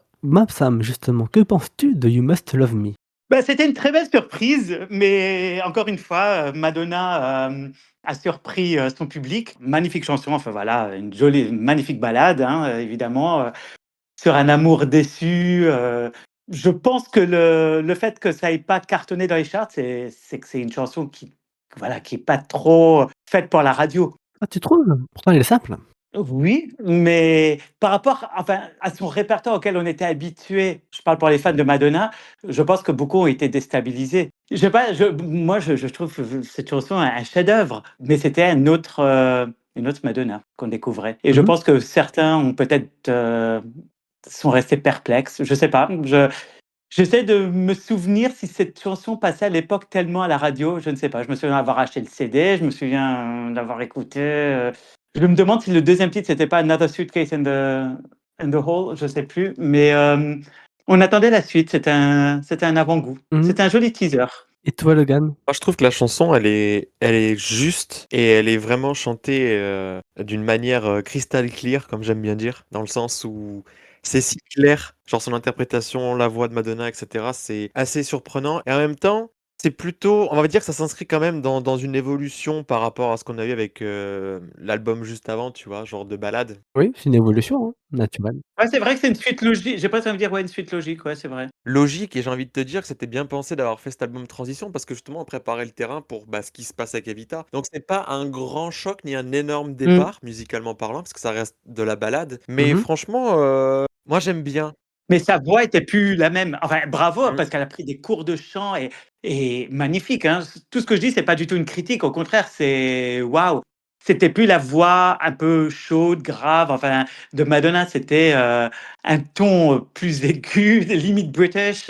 C'était surprenant. Les fans, le grand public pouvait déjà avoir un aperçu de l'évolution de sa voix, en fait. C'est ça, Exactement, de ses capacités c'est ça. vocales. Alors, je ne sais pas si je dis des bêtises, mais cette chanson n'a pas cartonné aux États-Unis. Il me semble elle a bien fonctionné, non, aux États-Unis, Euh, ou je dis de alors de n'importe mémoire, quoi. elle a gagné un. Alors c'était un top 10, hein, c'était un top 10. Notamment, je crois que c'était en Finlande et Italie. Et peut-être le Royaume-Uni, parce que le OK, Royaume-Uni, ils mais aiment je sais beaucoup plus. Madonna. Mais aux États-Unis, Bien c'était sûr. top 20, je crois. La chanson a été 18e au Hot 100, Billboard Hot 100. Voilà, c'est ça. Donc OK, franchement, pour un lead single d'un OK. film, c'est pas mal. Parce que les films, c'est pas de la musique comme un album, quoi. Donc c'est. Ça va, je veux dire, d'un point de vue marketing, etc. Hein, c'est pas. Voilà. Comment dire? Oui, bah c'est ça, c'est une chanson qui est émotionnelle, qui a été écrite pour le film. Donc elle fait sens avec le film pour de la Et pour promo. elle, sur mesure, hein, c'est un titre qui maintenant, lorsqu'on va voir Evita, quand je dis sur scène, c'est-à-dire voilà, à Broadway ou à Londres, certains l'ont intégré, mais à la base, You Must Love Me ne faisait pas partie de la partition. Ça a été du sur mesure, un joli cadeau, je trouve, pour Madonna, que Tim Rice et Andrew Lloyd Webber lui ont fait, enfin, lui ont Oui. concédé. Ouais. Et voilà, donc c'est une chanson qui a été, comme je disais, donc écrite pour le film, enregistrée pour le film, et on a maintenant un aperçu du coup de la Madonna dans l'era Evita. Voilà. Donc s'il y a des gens qui l'avaient entendu à la radio, à la télé ou je ne sais où, bah au moins ils peuvent se dire, tiens, il y a eu un changement, voilà. Elle sait chanter. Bah, pour moi, elle a toujours eu cette capacité-là. C'est juste que là, en fait, ils ont débloqué encore Bien sûr. un coin précis dans sa voix et dans son registre. Mais tu vois, le fait qu'elle utilise son diaphragme et tout pour chanter, bah, ça se ressent. Et quand tu regardes la performance, justement, qu'elle avait fait de cette chanson-là, alors je crois que c'était aux Oscars, Aux Oscars. tu te rends compte qu'elle touche beaucoup son ventre. Donc c'est ça, c'est intéressant, tu vois. Oui, tout à fait, oui. Elle a le poing Oui. serré et c'est un reste d'Evita, je crois qu'elle a fait pas encore évacuer tout à fait Evita parce qu'elle avait des gestes très péronesques, j'ai envie de dire. Oui. On avait déjà eu un petit aperçu sur Dick Tracy, enfin, où elle était partie dans d'autres tessitures vocales, Oui. mais pas à ce point-là. Enfin, et là, pour Eva Perón, bien là, on a touché le Graal.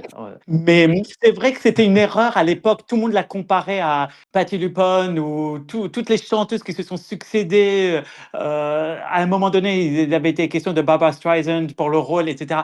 Mais là, on n'est pas sur scène. Là, c'est un film. Et comme tu l'as dit, il fallait rendre la partition accessible au plus grand nombre. Et c'est vrai que j'écoutais ce que tu disais et ils ont bien fait. Tu peux pas chanter dans les aigus à ce point-là en matant un film parce que Ah bah ça non. vrille. Enfin, c'est pas le même contexte. Et ça a rendu l'histoire et la comédie musicale plus grand public, si je peux me permettre de dire la chose. Ça a été intelligent c'est pas que Madonna n'avait peut-être pas les capacités. Je pense que c'était un choix délibéré, au-delà de ses capacités vocales, de ralentir, de baisser le rythme pour que ça soit, enfin, comme tu disais, donner un côté plus conversationnel. Voilà, pour reprendre tes mots. C'est ça. Non, non, mais c'est ça. ça. Mais maintenant que tu me le dis, je me dis oui, c'est vrai qu'il y a une grande différence entre ce qu'on voit sur scène et le film. Et ils ont remanié aussi les textes, hein. Il y avait plusieurs textes qui ont été remaniés pour le film, évidemment, pour que ça soit. Sinon, le film, il aurait fait 4 heures, je pense. You Must Love Me a été nommé aux Oscars de 97 dans la catégorie meilleure chanson originale et a remporté cette catégorie ainsi qu'un Golden Globe. À cette occasion, Madonna a interprété la chanson aux Oscars, justement. Things that I'm longing to say, scared to confess what I'm feeling,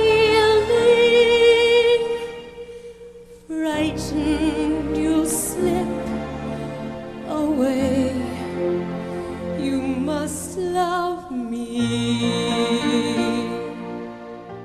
Sa prestation est sympa, je trouve, mais je trouve qu'elle est nerveuse et Oui. que ça se ressent vocalement. Moi, je préfère plutôt Sooner or Later Ah bah. des Oscars de 90. Et vous? J'allais faire le parallèle, oui. Ah bon? Laquelle tu préfères du coup? Moi, Ouais. Sooner or Later, c'était mythique. C'était mythique parce que c'était, je pense, enfin, évidemment, j'étais pas Elle dans la avait tout. salle, mais je pense que là, tout le monde était bouche bée. Je pense que là, je pense que personne s'y attendait. Je pense qu'on aurait entendu une mouche voler tellement ça a été le jeu, comment elle se dandine quand elle monte sur scène, comment elle nous chante ça. C'était Marilyn sous coke, j'en sais rien, mais elle était géniale. Madonna qui chante You Must Love Me aux Oscars, c'est une Madonna apaisée, une Madonna qui est devenue maman, une Madonna qui a prouvé qu'elle savait et chanter et jouer. C'est une Madonna classe, une Madonna. J'aime les deux, mais j'ai un petit faible pour Sooner or Later. Oh. Elle a Et toi, tout, Logan? tout. Moi, j'ai envie de te dire, c'est encore une autre Madonna, en fait, auquel je suis confronté avec cette cérémonie des Ah, c'est Oscars, sa performance de You Must Love Me, clair. parce qu'elle était totalement, on va dire, un peu plus dans le retrait que dans le show-off, tu vois. Parce que quand tu regardais la performance des Oscars, que j'adore, hein, tu le sais, hein, de Sooner or Later, c'était ultra théâtral. Vraiment, elle faisait des mouvements, des gestes, tout ça, elle s'amusait Tout à fait. sur scène. C'est très américain, c'est très Ouais. Broadway, c'est très, à mon Ah mais sens, hein. clairement et du coup de la voir dans ce cadre-là, elle a l'air tellement plus, concentrée, mais en même temps, comme tu disais, nerveuse, parce que quand tu regardes bien vers la fin de la performance, j'ai vu ça, que justement sa main tremble ultra fort quand elle tient le micro et je pense que c'est parce que c'était une période où est-ce qu'il fallait qu'elle fasse vraiment ses preuves, mais dans un domaine sur lequel elle était peut-être pas forcément encore 100 intégrée, quoi. Voilà, parce que c'est du cinéma, c'est l'industrie d'Hollywood et cetera, donc il faut pas qu'elle rate la performance, tu vois? C'était un petit peu son comeback, hein. Elle venait d'accoucher. C'était pas encore le comeback de Ray of Light, mais c'était un peu son comeback sur scène. Et en plus, elle revient. Moi, je trouve Mmh. que c'est la vraie Madonna. Elle est quasi brune. Enfin, elle est pas blonde. Elle a une petite frange. Elle a une robe, tout ce qu'il y a de plus sage. Enfin, elle veut vraiment dire, mais vous savez quoi? Je vaux autant que Barbra Streisand ou Patti LuPone ou toutes celles que vous avez nommées. Et vous dites que je chante en playback, mais je vais vous montrer de quoi je suis capable. Et je pense que, comme tu dis, elle se tient le ventre, mais elle a mis ses tripes de façon très épurée et très classe. Et merci, au revoir. Je repars avec la statuette. Merci pour C'est ça. l'Oscar.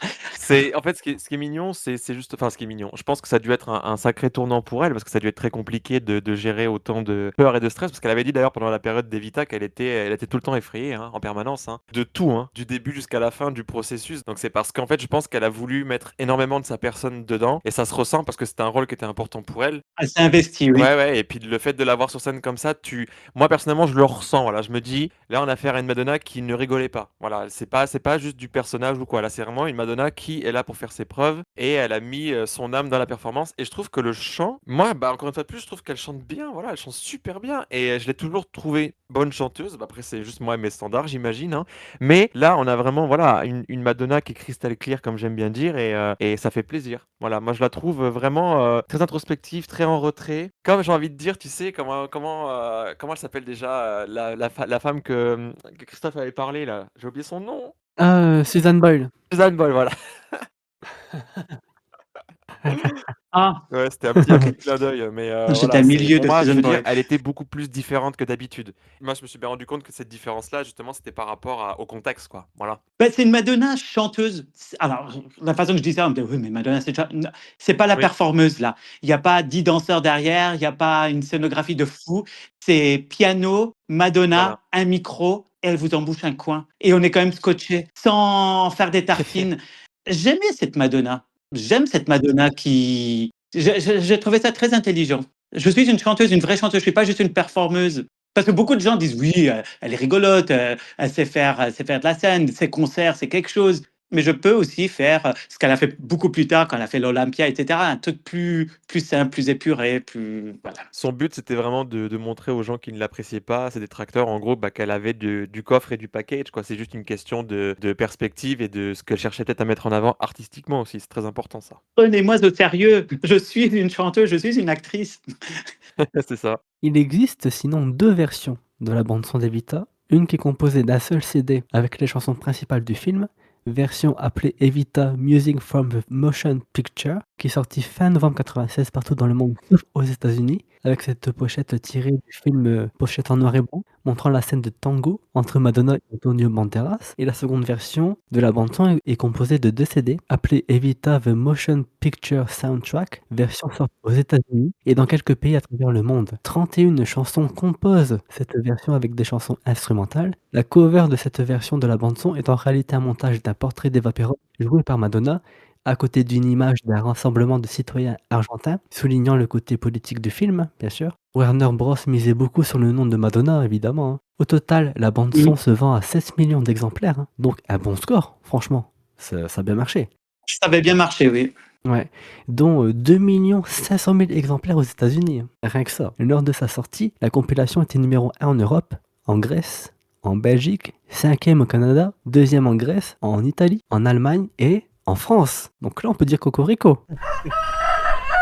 Corico. La bande-son reçoit des critiques mitigées, hein. Si pour Jim Farber d'Entertainment Weekly, la voix de Madonna a fait un bond en avant considérable par rapport à tout ce qu'elle avait chanté auparavant, grâce à des orchestrations impeccables et un coaching vocal, pour Stephen Thomas Erlewine d'AllMusic, je cite, Madonna s'efforce vraiment d'être crédible, ce qui rend difficile d'établir un lien avec elle. Enfin, pour Greg Kot du Chicago Tribune, la bande originale en 2 CD présente Madonna sur un nouveau jour. Pour faire simple, la Material Girl sait chanter. En comparant sa performance sur la bande originale à celle de Patti LuPone, on ne peut que ressentir une nouvelle forme d'admiration pour ses talents vocaux. À bien des égards, elle en fait plus avec moins que sa prédécesseur.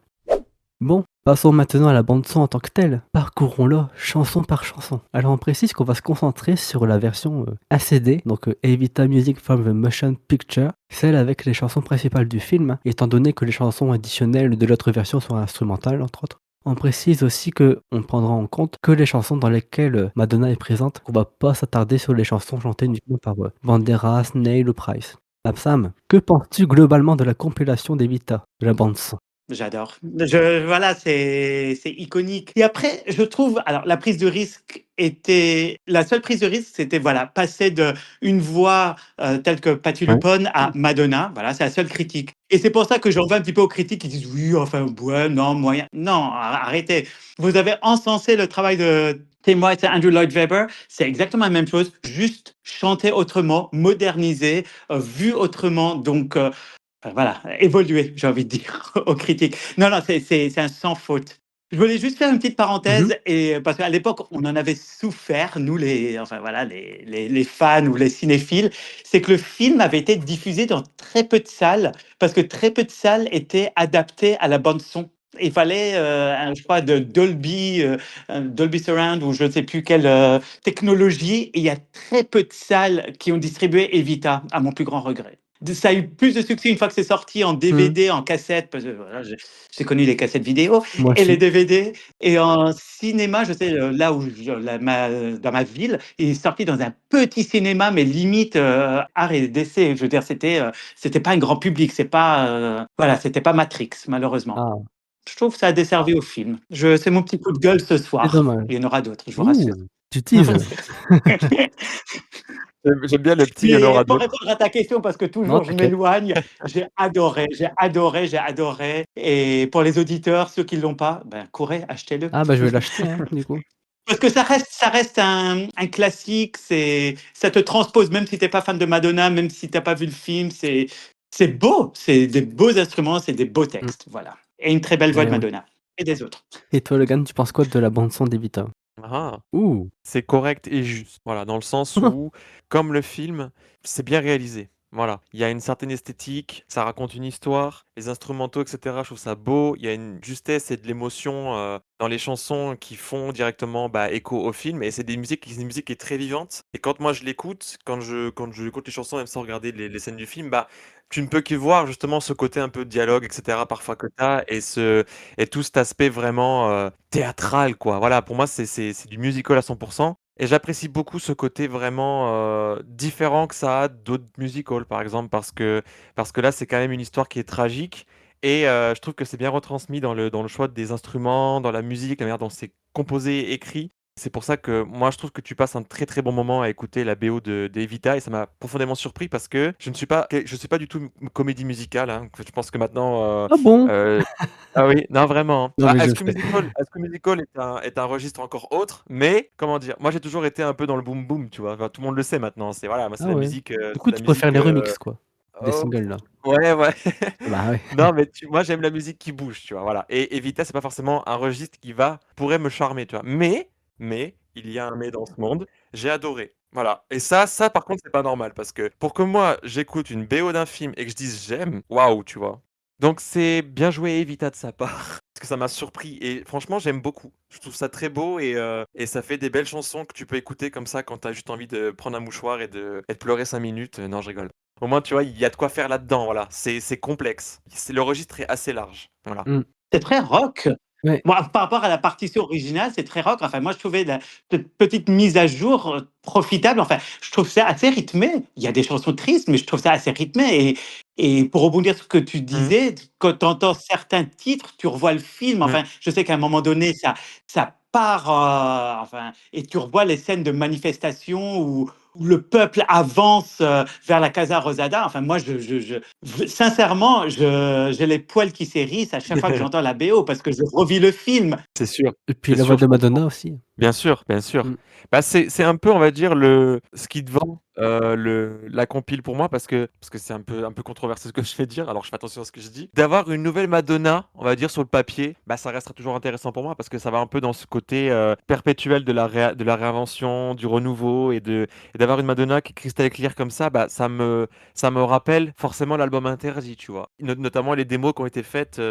Donc, du coup, je suis là et je me dis, tu vois. Donc au fond de moi, je crie. C'est sympa parce que ça me permet de pouvoir un peu voir ce qui s'est fait avant, justement, cette période qui m'a transcendé l'esprit et le cerveau, quoi. Voilà.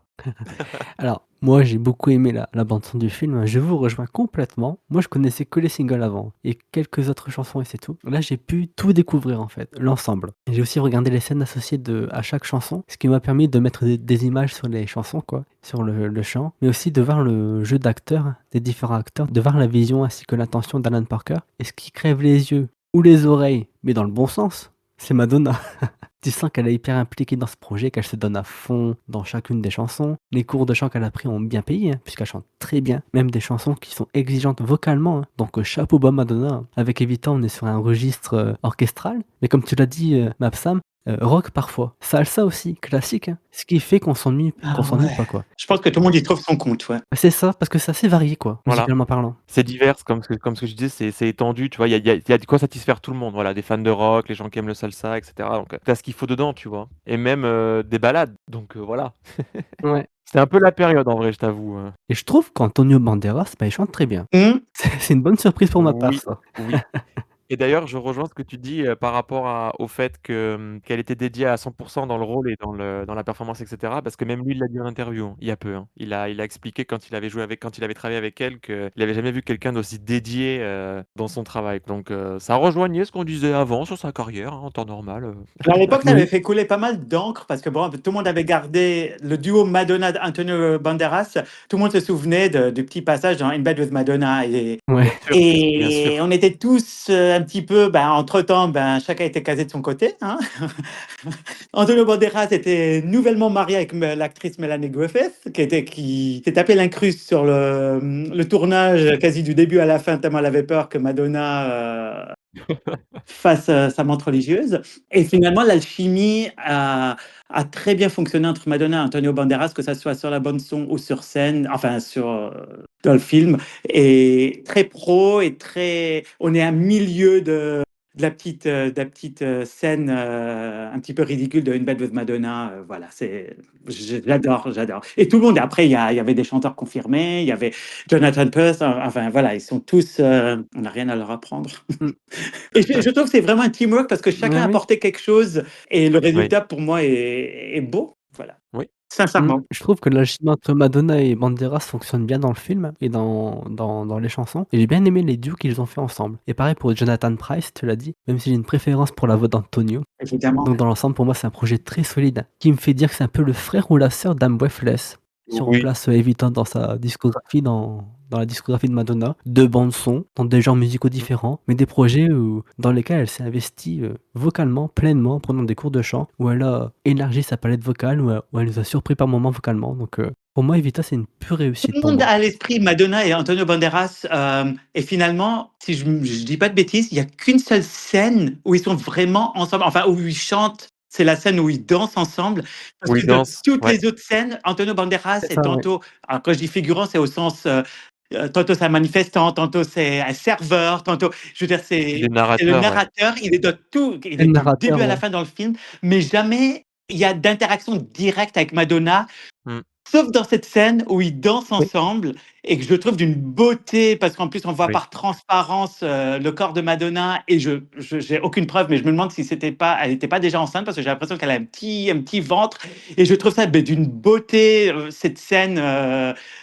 En plus, à la fin, elle tombe, elle se tient le ventre. Enfin, ça me rappelle les Oscars de nouveau, où elle a les poings serrés, où elle se tient le ventre, mais magnifique. Oui. Et finalement, qu'une seule scène ensemble réelle. Voilà.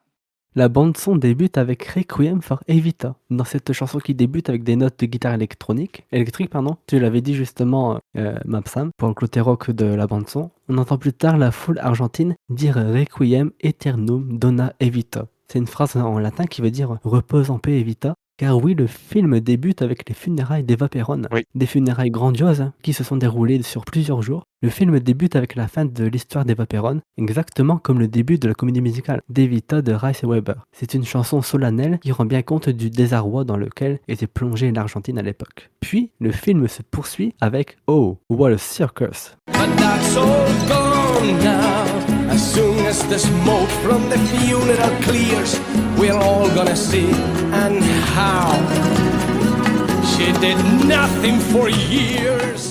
Chanson chantée en grande partie par Antonio Banderas, qui joue le rôle de Che, le narrateur, qui apporte des commentaires, un contexte aux spectateurs, qui connaîtrait pas forcément le personnage historique d'Eva Perón. Il faut le dire, Oh What a Circus est un peu Don't Cry for Me Argentina, version Banderas, puisque la mélodie est la même. C'est une chanson qui avait bien marché dans les années 70, et je trouve qu'il chante bien, Banderas. Il ouvre le bal du film en chantant. Son chant avait d'ailleurs impressionné Madonna, ainsi que David Cadic, le superviseur de la musique d'Evita, qui avait confié dans le site web du film, je le cite, « Chanter n'a jamais été un problème pour Antonio Banderas. Pour lui, le défi résidait dans la langue, car il est très difficile de chanter très rapidement à une vitesse supérieure à laquelle il parle normalement, mais sa voix est incroyablement séduisante. » Mais moi je trouve que c'est un challenge réussi. Ce que j'ai aimé surtout dans la chanson-là, c'est le fait qu'elle prenne un tournant à partir de 2 minutes 30 à peu près. Jusqu'à ce moment-là, la chanson est acoustique, avec des percussions, et à un moment donné, elle devient rock.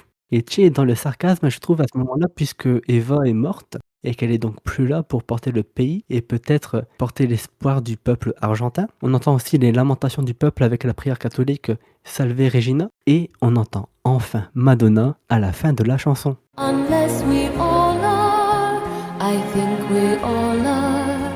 So share my glory, so share my coffin. Un bref passage où elle s'adresse au peuple, un passage très sympa. Cela dit, on retrouve pas ce passage dans le film. On n'entend que Banderas à ce moment-là, c'est dommage. Vous pensez quoi déjà de cette première chanson, même si c'est pas la première en réalité? Oh, what a circus! Tu penses quoi, Mapsam, de la chanson déjà? Je trouve qu'on est plongé directement dans tout le propos du film. Mhm. Evita, controversée, parce que, en fait, il faut savoir que le rôle du Che, incarné par Antonio Banderas, et le narrateur, sera toujours comment on dit en français, le counterpoint, enfin, il prend toujours. Une autre perspective? Ouais, il met des choses en perspective, exactement. C'est-à-dire, voilà, on passe d'une chanson où Madonna est Madonna, voilà, je fais déjà des amalgames entre Madonna et Evita, excusez-moi.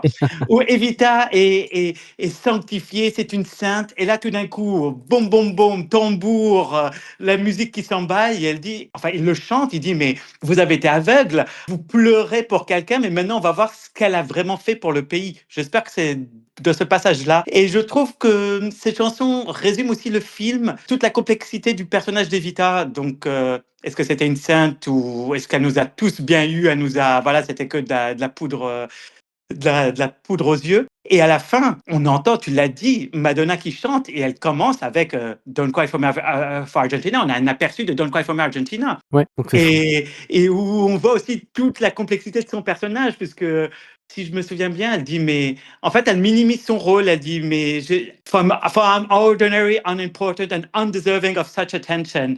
Enfin, voilà, où elle dit, non, mais finalement, une fausse modestie, je n'étais rien, je ne mérite pas toute cette attention. Alors, c'était finalement des funérailles nationales. Le peuple, voilà, c'est Mhm. la Corée du Nord, hein, c'est Kim Jong. C'était du grand n'importe quoi hein, quand Eva Perón est morte.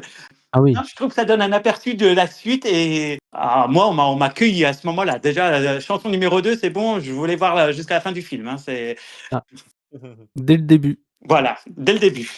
On est plongé dans le spectateur ou l'auditeur est plongé dedans. Moi, je pense que pas mal de choses ont déjà été dites. Pour mon point de vue à moi, j'ai été absolument surpris de savoir que c'était Antonio Banderas qui chantait. Alors, je dis ça parce que j'ai toujours l'habitude dans les films, pas forcément que ce soit les acteurs principaux qui chantent réellement. Voilà, c'est peut-être quelqu'un Oui. voilà, qui fait la BO à leur place, etc., etc. Mais là, dans ce cas-là, c'était pas le cas. Et je me suis dit, ah d'accord, Monsieur Zorro chante comme ça, je n'en étais pas au courant. Zéro. Euh, Il n'est pas que Du beau coup, ça gosse. m'a ouais, c'est ça. Du coup, ça m'a surpris parce que je trouve que ça donne aussi une bonne introduction donc au film, à l'histoire, à l'ambiance aussi et tout ce côté un peu, «brouillé» entre guillemets dans le sens où on sait pas justement si, en fait, c'est un film qui va te laisser la possibilité toi-même de te faire un avis, on va dire, sur le personnage d'Eva Perón, voilà. Sur un peu sa vie et cetera, de par rapport aux controverses et cetera et cetera et cetera. Donc c'est une chanson qui est faite en plusieurs parties, selon moi. Tu as vraiment cette partie qui est très, on va dire «agressive» entre guillemets, enfin, je veux dire, c'est mis en avant, voilà, avec le côté rock, avec la voix,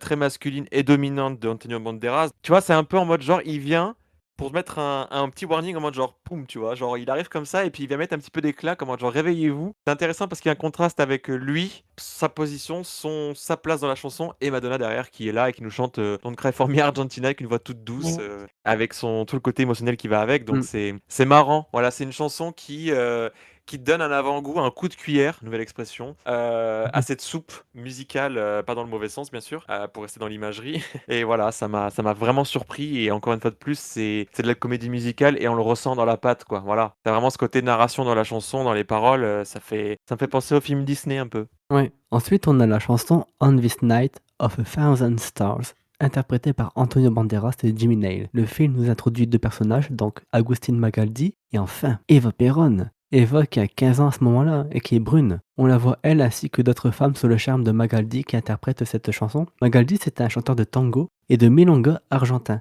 Apparemment, Eva Perón aurait rencontré Magaldi quand elle avait 15 ans, serait tombée amoureuse de lui et réciproquement, et c'est lui qui l'aurait emmené entre guillemets à Buenos Aires en 34. Après, durant mes recherches, j'ai lu que ça n'aurait peut-être pas été le cas et qu'ils se seraient jamais rencontrés en réalité. Et ce serait donc Weber et Rice qui auraient inventé ça, on va dire. Donc, moi je vous dis, prenez des pincettes par rapport à ça. La chanson qui suit ensuite est Eva et Magaldi, Eva Beware of the City. I wanna be a part of Buenos Aires, Big Apple. She wants to be a part of Buenos Aires, Big Apple. Une chanson intéressante qui met en avant un trio, Madonna, Banderas et Nail. Un titre intéressant puisqu'il passe par différentes ambiances, différents rythmes et qu'on voit comment la narration s'articule à travers les chanteurs. Alan Parker, dans le site internet d'Evita, avait confié que Madonna, durant les répétitions de la bande-son, tenait à jouer chaque scène du film en chantant pour que l'ensemble du projet soit aussi réel entre guillemets que possible. Elle tenait à faire ça, et comme l'avait rappelé Madonna à l'époque, il devait enregistrer les chansons en amont du tournage du film, donc il devait faire des choix dans leur interprétation et dans les émotions que chaque acteur voulait véhiculer. Rendre les choses réelles, crédibles, était selon elle difficile. Justement, je trouve que cette chanson est une belle illustration de cette intention quand elle dit, par exemple, Screw the middle classes. I will never accept them. My father's other family were middle class, and we were kept out of sight, hidden from view at his funeral. il y a de la conviction, voire du rejet quand elle parle au début de cet extrait, alors qu'elle chantonne par la suite comme s'il y avait de l'amertume, puisqu'elle dit que l'autre famille de son père était de classe moyenne et qu'elle les avait mis, elle et d'autres personnes, à l'écart, cachés des regards lors de ses funérailles. Donc en fait, moi j'aime beaucoup cette volonté de Madonna de s'impliquer émotionnellement et de retranscrire ses émotions dans sa voix, qui vont se calquer ensuite dans son acting dans le film. Vous pensez quoi de ce titre? Alors, de toute façon, à chaque titre, je vais te dire, j'adore. Ce qui ressort de ce titre, à mon sens, c'est la détermination d'Eva Perón slash Madonna. Parce que là, on peut que repenser à Madonna. J'ai 18 ans, je claque la porte du Michigan et je vais à New York. Et là, c'est Eva Perón, Eva Duarte à l'époque. Oui. Je quitte ma petite banlieue, ma petite vie de merde, et je veux conquérir la grande ville. Et il y a vraiment un parallèle même dans les paroles, puisque I want to be part of BA. BA, c'est Buenos Aires. Ouais. Et Buenos Aires, Big Apple, New York, enfin, c'est Madonna. Enfin, j'ai l'impression vraiment d'un effet miroir. Et là, on ressent que la petite Eva Duarte, elle est déterminée. Elle veut y aller. Et elle le dit, enfin, avec ses propres mots. Je vous emmerde, j'y serai et je réussirai. Et je serai pas une victime, parce que dans la chanson précédente avec Magaldi, ça laisse entendre, on ne sait pas qui a profité de qui. Lui, enfin, il était bien content de rencontrer une petite jeunette. Et elle, c'était l'occasion d'échapper à son milieu. Et comme tu l'as dit avant, en fait, voilà, il faut pas chercher ni dans le film ni dans la bande son des vérités historiques. On le saura jamais. Ouais. Mais voilà, c'est est-ce qu'elle a vraiment rencontré Magali ou pas? Là n'est pas le propos. Il y a déjà cette image d'une Eva Duarte slash Madonna qui saisit des opportunités pour avancer dans sa vie. Et dans cette chanson, voilà, on ressent cette détermination, cette rage d'y arriver, quoi. Logan, est-ce que tu rejoins les propos de Mapsam sur la Absolument. chanson? Absolument. Dis oui, Ah s'il oui, te plaît. absolument. Et je trouve que c'est bien pointé du doigt parce que c'était ce que je cherchais à dire aussi. Dans le texte, justement, elle chante, elle dit I'm gonna be part of BA. Et en fait, c'est un joli double sens avec le Buenos Aires et Big Apple qui fait référence à New York City.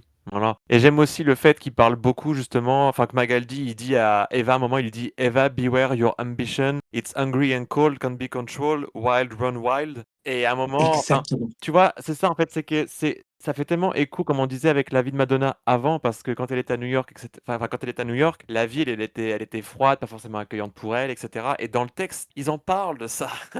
Mais il parle de son ambition, et c'est ce qu'on lui reproche. Tu n'es qu'une femme. Attention à ton Oui. ambition, c'est froid, tu peux pas le contrôler. Pour un homme, déjà, c'est dangereux. Alors pour toi, qui est même pas une femme, encore qu'une enfant, jamais tu vas y arriver. Mais là, j'entends Madonna. Je me dis non, mais attends, c'est ce que Madonna a entendu tout le début de sa carrière et peut-être jusqu'à maintenant. Attention, si nous déjà les hommes, c'est compliqué. Alors qu'est-ce que ça va être pour toi, qui fait Ben, 1m60 et qui est une femme? Justement, ce qui est intéressant, c'est de faire le point entre le début de la chanson et la fin, parce qu'au début de la chanson, elle dit To think that a man as famous as you are could love a little poor nothing like me. Et t'es là, tu te dis, tu vois, en fait, elle a pas vraiment confiance, et puis genre à la fin de la chanson, ils lui disent genre attention à tes ambitions, etc.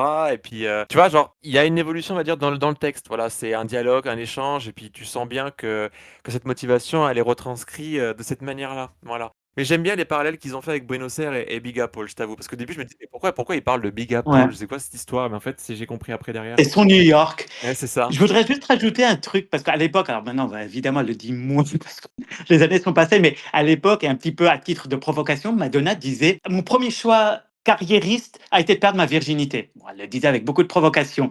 Et dans la chanson, là, j'ai retrouvé les paroles, il y a un moment donné où Eva Duarte dit It's happened at last, I'm starting to get started, I'm moving out with my man. Enfin bref. Et j'ai l'impression qu'elle dit, OK, maintenant que j'ai rencontré Magali et qu'il s'est passé ce qui s'est passé, OK, c'est mon premier pas, enfin je ne vais pas dire professionnel, mais carriériste.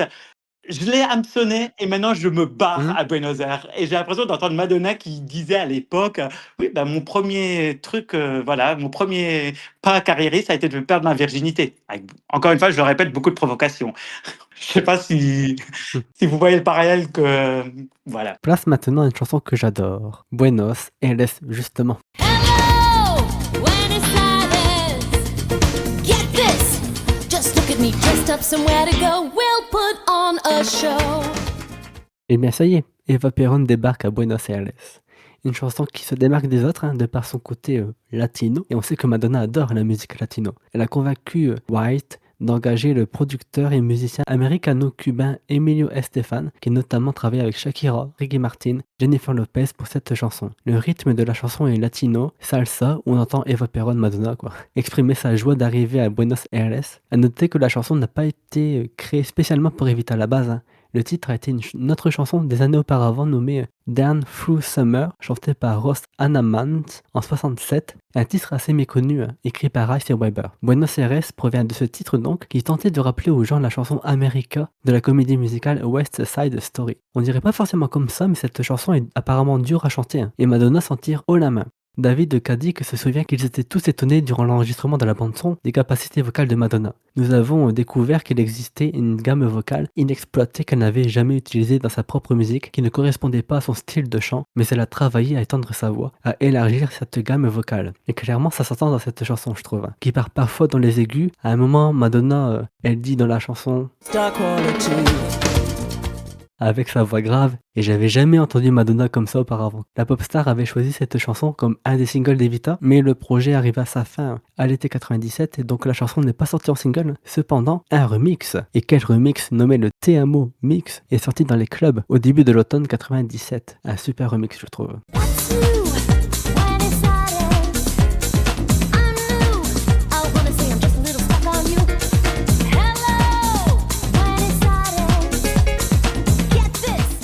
Et oui, Madonna avait décidé de choisir deux chansons potentielles radiophoniques, Buenos Aires donc, et Don't Cry For Me Argentina. Liz Rosenberg, son attachée de presse, avait confié dans Billboard en 97, puisqu'elle n'a pas écrit les chansons ni ne les a produites, elle voulait qu'elles aient sa patte, sa signature. Elle ne peut pas résister à l'idée d'ajouter sa touche personnelle. Je pense que dans son esprit, le meilleur moyen d'y parvenir est d'aller en studio et d'en faire des remixes. Madonna a réenregistré la chanson pour ce remix, ses nouvelles pistes vocales. Le remix était finalisé la 3e semaine de juillet 96. Différentes versions existent, le single edit, l'extended vocal, le radio edit, l'acapella, l'instrumental et la version TV. J'aime trop l'énergie de ce remix, que je trouve très bien fait, aussi bien la version normale on va dire que la version extended, étendue. Le Te Amo remix était envisagé pour être un single, mais cela fut annulé par la Warner, qui préparait déjà le futur album de Madonna. Il existe des vinyles promotionnels ainsi que des CD qui sont sortis, destinés aux DJ et clubs américains, et on retrouve Nicky Donna dans ce remix. Ça fait plaisir de les entendre. J'aime tout autant la version originale avec ses percussions, cette basse et ses guitares, ce côté latino. Moi, j'adore. Tu penses quoi, Mapsam, du remix ou de la chanson de base? J'adore. Tu aimes les deux? J'adore parce que c'est super rythmé. Je parle même pas de la version remix, hein, je parle de la version Oui. du film, la version CD. C'est hyper rythmé. Limite, à un moment donné, c'est presque un rap. À un moment donné, elle énumère, je sais plus. You're a tramp, you're a treat, you will shine to the death, you're a shoddy, you're a flash, you're a meat. Enfin, c'est. J'adore, c'est hyper rythmé. Hein. Je sais pas d'où elle trouve ce souffle. C'est waouh. Je sais pas si ça a été enregistré d'une traite, mais chapeau.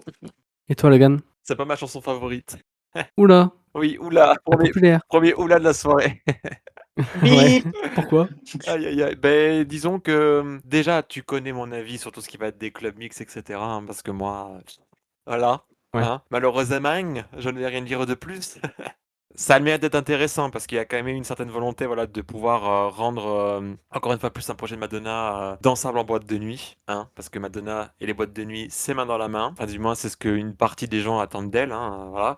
Mais après, pour ce qui s'agit de la chanson, oui. Je pense que ça doit être très dur à chanter parce qu'on va un petit peu partout. Hein. C'est l'intonation de voix, l'ambiance, l'énergie qu'il faut mettre dans les mots aussi parce qu'il faut qu'elle le vive pour rendre ça vivant. Donc c'est plutôt bien réalisé de sa part. Et encore une fois de plus, on est sur une chanson d'introduction et on va dire de joie et de célébration parce que ça met en avant Buenos Aires, ça dit Beautiful Town, I love you. Puis c'est marrant aussi le côté parce qu'ils disent genre Stand Back Buenos Aires parce que justement en fait c'est en mode genre elle arrive et puis ça va secouer le pays, tu vois, un peu dans l'idée. Prenez garde à vous, ouais, c'est Ouais. ça. Prenez garde à vous, Buenos Aires. Il y a C'est une ça. star, enfin, j'ai star quality. Oui. Et, après, moi, quand j'entends, alors peut-être mon tort, c'est d'avoir vu le film, mais j'ai que les images du film qui surgissent. Et dans cette séquence-là, elle est dans le tramway et elle danse et Ouais. elle chante et elle embrasse la vie. Enfin, cette nouvelle, voilà, Eva slash Madonna, voilà, se jette à corps perdu dans cette nouvelle vie qui s'offre à elle. Oui, et j'aime bien aussi le fait Ouais, que c'est ça. dans la chanson, ils disent aussi Get this, just look at me dressed up, somewhere to go, we'll put on a show. Et parce que, en fait, ce qu'il faut savoir, c'est que Eva Perón, c'était quelqu'un qui s'habillait toujours très bien, énormément. Hein. À chaque fois, elle était Ah tout le oui, temps à se mettre, voilà, à bien affûté. s'habiller, etc. Et je trouve ça marrant que dans la chanson, il dit justement regardez-moi habillé, peu importe où on va, on Vous savez que pour Evita, Evita est dans le Guinness Book of Records pour le nombre de oui, tenues que Madonna porte tout au long du film. 85 Donc je crois. oui, oui, ça, elle a été fidèle au personnage d'Eva Perón dans la richesse de ses choix vestimentaires et des couturiers. Oui, parce qu'en fait, elle partait du Mm. principe qu'elle voulait, être présentable et pour être présentable, bah, voilà, il faut toujours avoir l'air bien et cetera pour que les gens, t'écoutent et qu'ils te regardent et cetera. Donc voilà, la chanson en elle-même, c'est pas ma favorite, pour moi. Après bien sûr, même si c'est pas ma favorite, bah, j'explique quand même les choses comme elles sont, voilà, que ça ce que ça apporte pour le film et tout ça. Et après pour tout ce qui est club mix et compagnie, bah, voilà, la présence de l'acapella et cetera, c'est clairement une appel au remix et au mix, type, hein, qu'on pouvait avoir dans les boîtes de nuit dans le temps. Donc voilà. Another Suitcase in Another Hall succède ensuite à Buenos Aires. So what happens Another now? suitcase in another So what hole. happens Take your now? picture of another wall. Where am I going You get to? by, you always have before. Where am I going to? Cette chanson constitue l'un des changements majeurs apportés par le film. À la base, dans la comédie musicale, le titre est interprété bien plus tard par la maîtresse de Juan Perón, qui s'est fait piquer entre guillemets sa place par Eva Duarte, qui s'est donc séparée d'Agustín Magaldi. Parker et Madonna n'étaient pas fans de cette vision d'Eva, qui serait manipulatrice, qui ferait ça pour parvenir à ses fins. À la place, c'est Eva Duarte, donc Madonna, qui interprète ce titre, bien que Tim Rice n'était pas fan du déplacement de la chanson à ce moment-là du film. Cette chanson, déplacée à ce moment-là, du coup, est l'occasion de dresser un parallèle entre Madonna et Eva Duarte. Elle raconte en effet combien il est difficile pour une femme de se faire une place dans une grande ville, Buenos Aires en l'occurrence pour Eva, ce qui fait penser à la ville de New York pour Madonna, quoi. Durant une conférence de presse en décembre 96, Madonna avait confié que cette chanson parlait de grandir dans la déception du fait que la réalité vous frappe en plein visage quand vous rêvez de quelque chose et qu'en vérité, ce n'est pas ce que vous pensiez. Another Suitcase in Another Hole est le dernier single d'Evita, sorti peut-être un peu tardivement suite au grand succès de Don't Cry For Me en Argentina. Il n'a pas bénéficié de promotion mais d'un clip avec des images du film. Le titre a quand même été 4e en Italie, 7e au Royaume-Uni et 6e en Belgique, la chanson n'étant pas sortie aux États-Unis. Pour moi, c'est une belle balade qui montre par un moment la voix grave de Madonna qui est très bien. Elle chante très bien dans cette chanson. Je la trouve chaleureuse un peu, avec ce côté acoustique, cosy, malgré le texte un peu triste. Une belle réussite pour moi. Tu en penses quoi, Mapsan? Alors clairement, il y a eu un changement de rythme, hein. Buenos Aires, secoué, Ah oui. c'était la fête, enfin entre guillemets. Et là, c'est un petit peu retour à la réalité. C'est que ça se fait pas si facilement, Mm. hein, et en Ouais. fait, c'est une chanson triste, comme tu l'as dit, où elle le dit d'entrée de jeu, hein, Don't expect my love affair to last for long. Et là, évidemment, je ne peux m'empêcher de penser à Madonna, hein, Ouais. et quelque part, elle le chante, elle dit, mais sous cette apparence un petit peu dure, je suis une personne sensible. Là, encore une fois, je pense à Madonna. Voilà. Mais je survivrai. Et c'est ce que je retiens de cette chanson, c'est OK, on peut me mettre des coups, mais je me relèverai quoi qu'il arrive. Et c'est une très belle chanson pour moi. Une très, très belle chanson. Triste, mais belle. Et pour toi, Logan? Pour moi, c'est une chanson qui est, bah, déjà, voilà, belle, hein, au niveau des mélodies et cetera. C'est une différence marquante par rapport à la chanson qui passe juste avant derrière, parce qu'une fois qu'on est arrivé à l'endroit où est-ce qu'on voulait aller, il y a l'engouement et puis très vite, on est rattrapé par la réalité des choses et c'est quelque chose qu'avec Madonna peut relate à 100. Voilà, avec tout son parcours à New York, ben, c'était ça, hein, elle y allait, elle a fait plein d'auditions, elle a testé plein de choses, elle vivait, avec 3 fois rien, donc c'était un peu catastrophique au début, mais je pense que l'idée derrière la chanson, c'est de pouvoir dire que même si tu peux être perdu et que tu peux te dire que genre tu vas à nouveau être pendant un long moment dans une phase un peu d'interrogation, bah, il y aura toujours voilà, quelque chose au bout et c'est un peu une manière de montrer de la persévérance, voilà. Et c'est avec la persévérance qu'on avance. Donc c'est une jolie métaphore, je trouve, Another Suitcase in Another Hole, parce que ça peut faire penser à un passage dans un hôtel ou même dans une gare, tu vois, et genre t'es là que pour un certain temps et tu sais pas après où tu vas aller, tu vois, par exemple. Enfin, ça questionne l'avenir, en fait, voilà, la vie en général, et c'est intéressant. On passe à un duo maintenant. Good night and thank you. There is no one at all. Never has been and never will be a lover, male or female.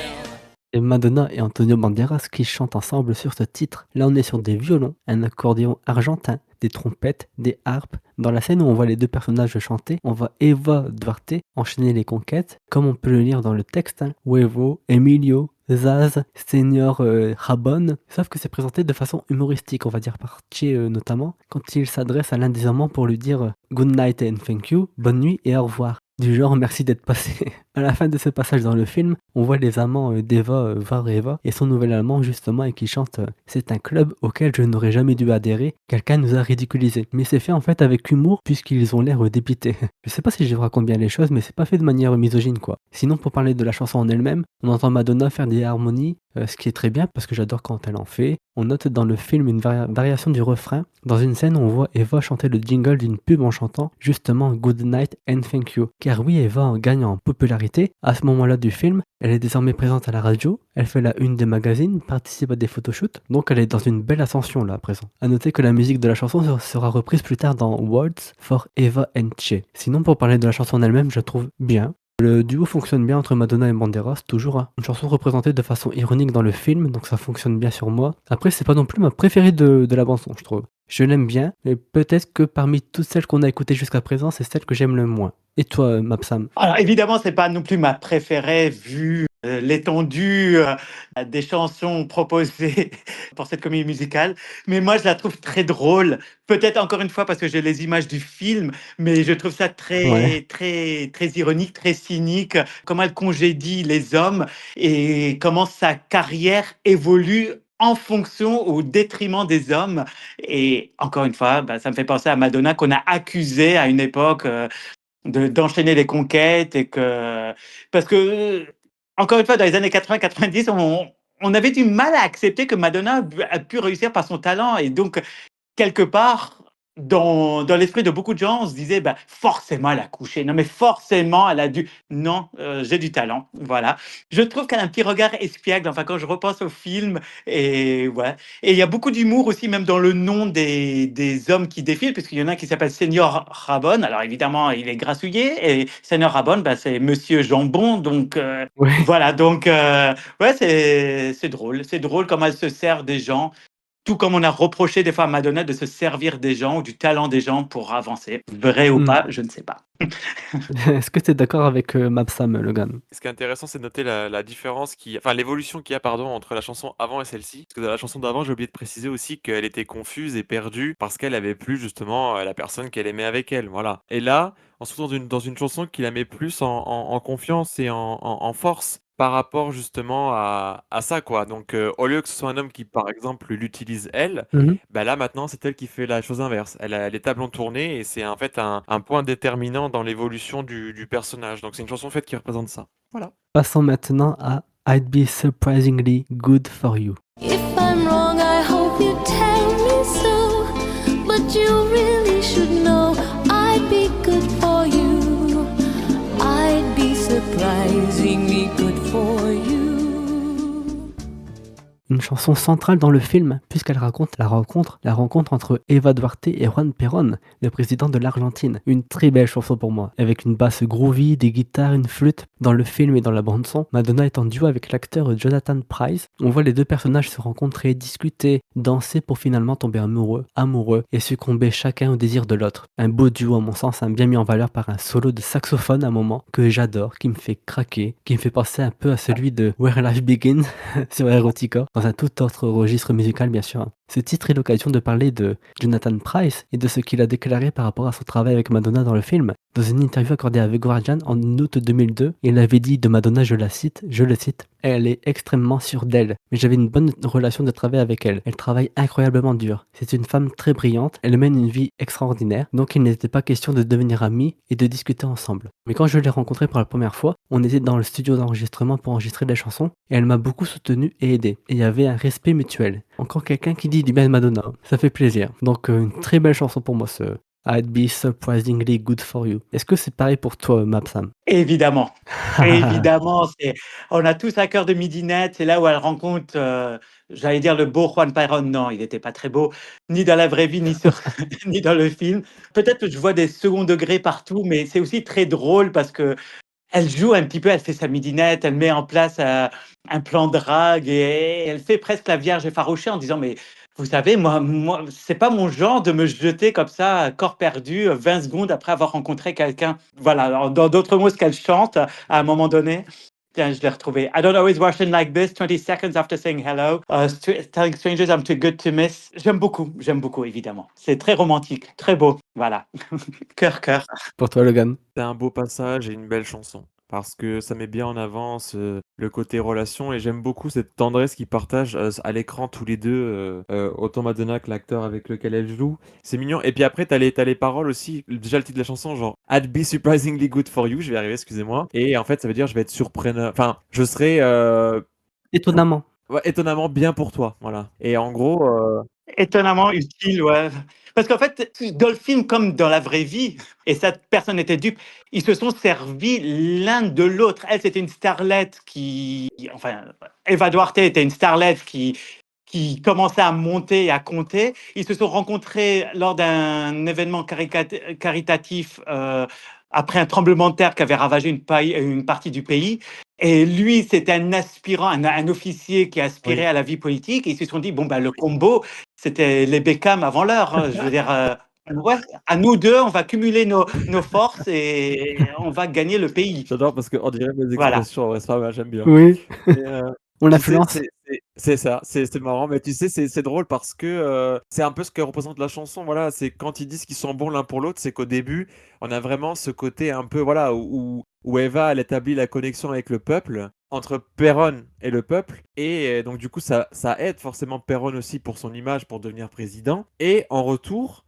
Ben, ça booste la popularité donc du coup d'Eva et son influence. Donc en fait, dans ce cas de figure-là, c'est autant bénéfique pour l'un que pour l'autre cette relation-là. Et en fait, ce qui est aussi beau, c'est qu'on se rend compte que c'est pas juste superficiel. Voilà, c'est qu'à la fin, c'est là où on se rend vraiment compte que et que aussi d'ailleurs ils se rendent compte qu'ils s'aimaient réellement l'un pour l'autre. Voilà, Mhm. c'est ça en gros ce que symbolise cette chanson et je serais étonnamment bien pour toi. C'est un titre qui en dit long. Voilà, c'est un titre qui explique bien qu'il y a une bonne symbiose, une bonne ambiance, un respect mutuel et qu'ils seront aussi bien l'un que pour l'autre. Voilà, c'est mignon. Voilà. Oh, c'est cute. Place maintenant à Perron's Latest Flame.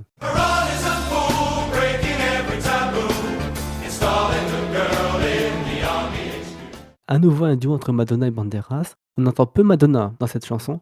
Cela dit, je trouve que c'est un titre intéressant dans la mesure où on entend et on voit dans le film Che, le narrateur, parler de la haine qu'ont la bourgeoisie et les aristocrates ainsi que les militaires à l'encontre d'Eva Perón, alors en pleine ascension à ce moment-là. Ils ne sont pas vraiment tendres avec elle. Hein. Je cite par exemple une petite partie du texte chanté par les militaires. Perón est un imbécile. Il brise tous les tabous. Il installe une fille au quartier général de l'armée et en plus, c'est une actrice, c'est le comble. Ses seuls atouts se trouvent entre ses cuisses. Elle devrait regarder le plafond, pas viser les sommets, sinon elle pourrait bien devenir sa dernière pute. J'ai trouvé ça très cru et vraiment pas sympa pour Eva. Hein. Ça vous rappelle quelqu'un Ah ouais. qu'on a accusé de la même chose? Erotica. Et Madonna. Madonna, voilà, Madonna, évidemment. Il y a beaucoup d'humour là-dedans parce que. Ouais. Ouais, c'est très cynique, c'est très cru. Hein. On parle quand même de Broadway et je me dis, on n'a rien inventé de nos jours et de façon très classe. Parce qu'il faut quand même savoir que Andrew Lloyd Webber et Tim Rice ont été anoblis par la reine, mais dans leur texte, sans dire un seul gros mot, sans dire qu'avec des sous-entendus, ils arrivent à faire passer le message et ils sont très forts. Ouais. Moi, j'adore. J'ai bien aimé la scène du film aussi. Même la scène du film, elle est bien, quoi. Elle met bien en scène la chanson. Et pour parler de la chanson en elle-même, on entend un synthétiseur rock à un moment, et on entend également Madonna chanter un passage de la chanson abandonnée The Art of the Possible, issue de la comédie musicale d'Evita de 79. I am only a radio star with just one weekly show. But speaking as one of the people, I want you to know we are tired of the decline of Argentina with no sign of a government able to give us the things we deserve. Alors, même si Madonna chante peu dans cette chanson, j'aime bien comment Parker a su dépeindre la critique dont a fait l'objet Eva Perón, aussi bien d'un point de vue cinématographique que musical. Par exemple, des cuivres sont joués quand les aristocrates chantent, tandis qu'on entend des guitares électriques, rock, quand ce sont les militaires qui chantent. Mais encore une fois, je vois toujours, cette bande son, c'est un clip géant. Je veux dire, ouais, cet album, parce que je vois le film, je vois des scènes du film. Je sais qu'à un moment donné, on voit les aristocrates, enfin les femmes aristocrates, avec leur mine très pincée, qui disent ah non mais on n'a rien contre te voir chez Harrods, enfin la grande boutique londonienne, mais pas devant en tant que cliente, mais derrière le comptoir. Donc là pour nous servir. Enfin voilà, ils n'ont eu de cesse de la rabaisser. Et Eva Duarte, enfin devenue Perón, avait que ça en tête, c'est se venger de la bourgeoisie, se venger, en fait c'est une revanche de la vie, se venger de son statut de bâtard, puisque voilà, elle est née d'une relation adultérine. Et je crois qu'on peut faire un parallèle avec Madonna, qui n'a eu de cesse de vouloir prouver sa légitimité dans l'industrie de la musique, en tant qu'artiste. Mais ouais, moi j'adore.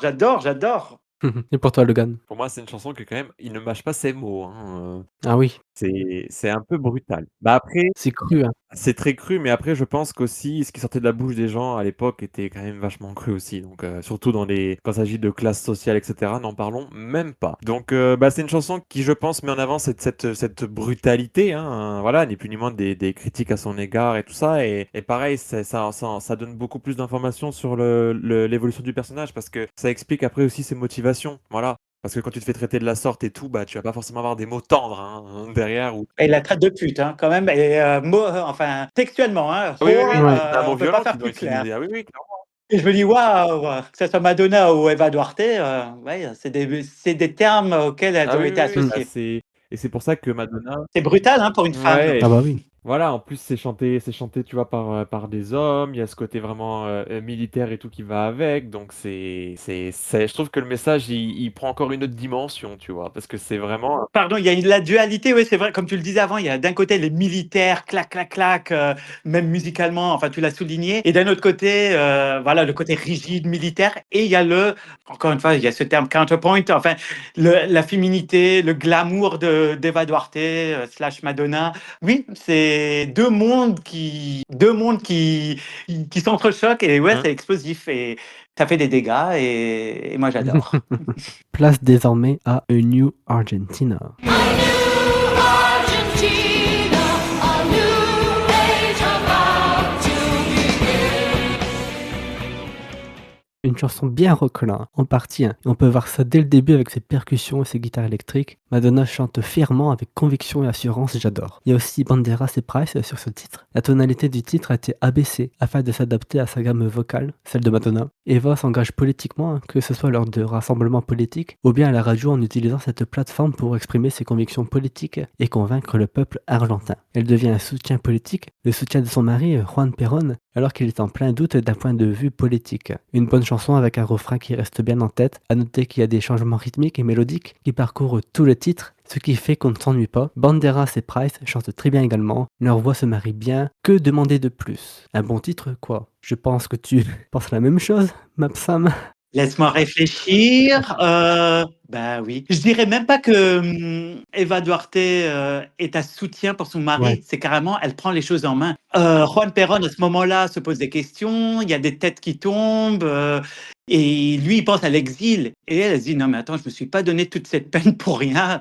Alors, je fais les sous-titres. Je vise le sommet et je prends le lead. Et on voit dans le film Eva Duarte qui mène les manifestants, qui guide les manifestants, qui les harangue.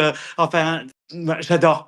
Et je trouve que c'est là où Eva Duarte prend toute son envergure. C'est le point, le tournant du film ou de la bande son. Avant, on Ouais. entendait plus les hommes parler. Et ben maintenant, Ouais, c'est ouais. moi qui vais parler, moi, Eva Duarte ou Perón. Et je serai pas qu'un soutien, je serai Ouais, au moins elle prend ton les choses en égal. main là. Et j'ai adoré. Et toi, Logan? Ah, c'est ça, en fait, c'est une scène où il y a la tension, il y a du questionnement, et puis elle est là, et puis elle est en mode genre, on en a rien à foutre de ce que ces morons peuvent dire. Le message est assez clair, hein. Et j'aime bien aussi le moment où est-ce qu'elle explique, qu'elle dit que c'est quoi 20 personnes comparé à des millions qui te regardent. Et ça, je pense que c'est quelque chose qui peut forcément que lui parler à elle, parce que quand t'es en pleine controverse comme ça, que t'es un petit peu, genre toi et ton équipe contre des milliers, des millions de personnes qui te regardent et qui te jugent, bah c'est catastrophique. Donc voilà, c'est intéressant et encore une fois plus, ça fait partie du film.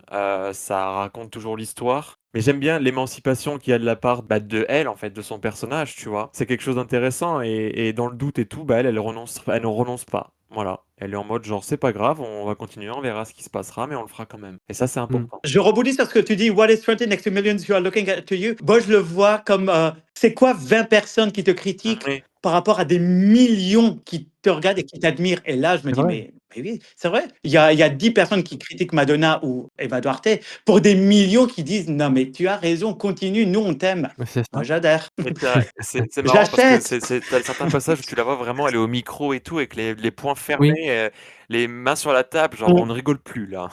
c'est ça. Et puis c'est chanté un peu comme un hymne hein, de la part du peuple, hein, parce que quand ils disent A New Argentina, bah ça fait voilà, ça fait hymne, tu vois. Et donc c'est un message de révolution, voilà, en mode genre ben on veut une La nouvelle voix du peuple. Argentine et puis point quoi. Mais ça a été un bouleversement en Argentine. Le péronisme a, oui, et bien des années, même après la mort d'Eva Perón, même après la mort de Juan Perón, le péronisme a perduré et ça a été une nouvelle Argentine. En bon ou en mauvais, c'est pas à moi de juger, mais Ah ça a oui, été oui, une nouvelle complètement. Argentine. Donc oui, le titre est parfait. Complètement, complètement. Et puis de toute façon, même quand Madonna était arrivée pour faire le film, ils étaient encore là, hein. Donc ça a perpétué Mm. et ils étaient très inquiets de savoir ce qu'ils allaient en faire. Voilà. Il faut quand même savoir qu'à l'époque, alors je fais un petit aparté, mais lorsque le projet du film est né, le parti péroniste a financé un film Oui, que j'ai un vu et qui est contre-film ouais, pour établir la vérité, ouais. horrible.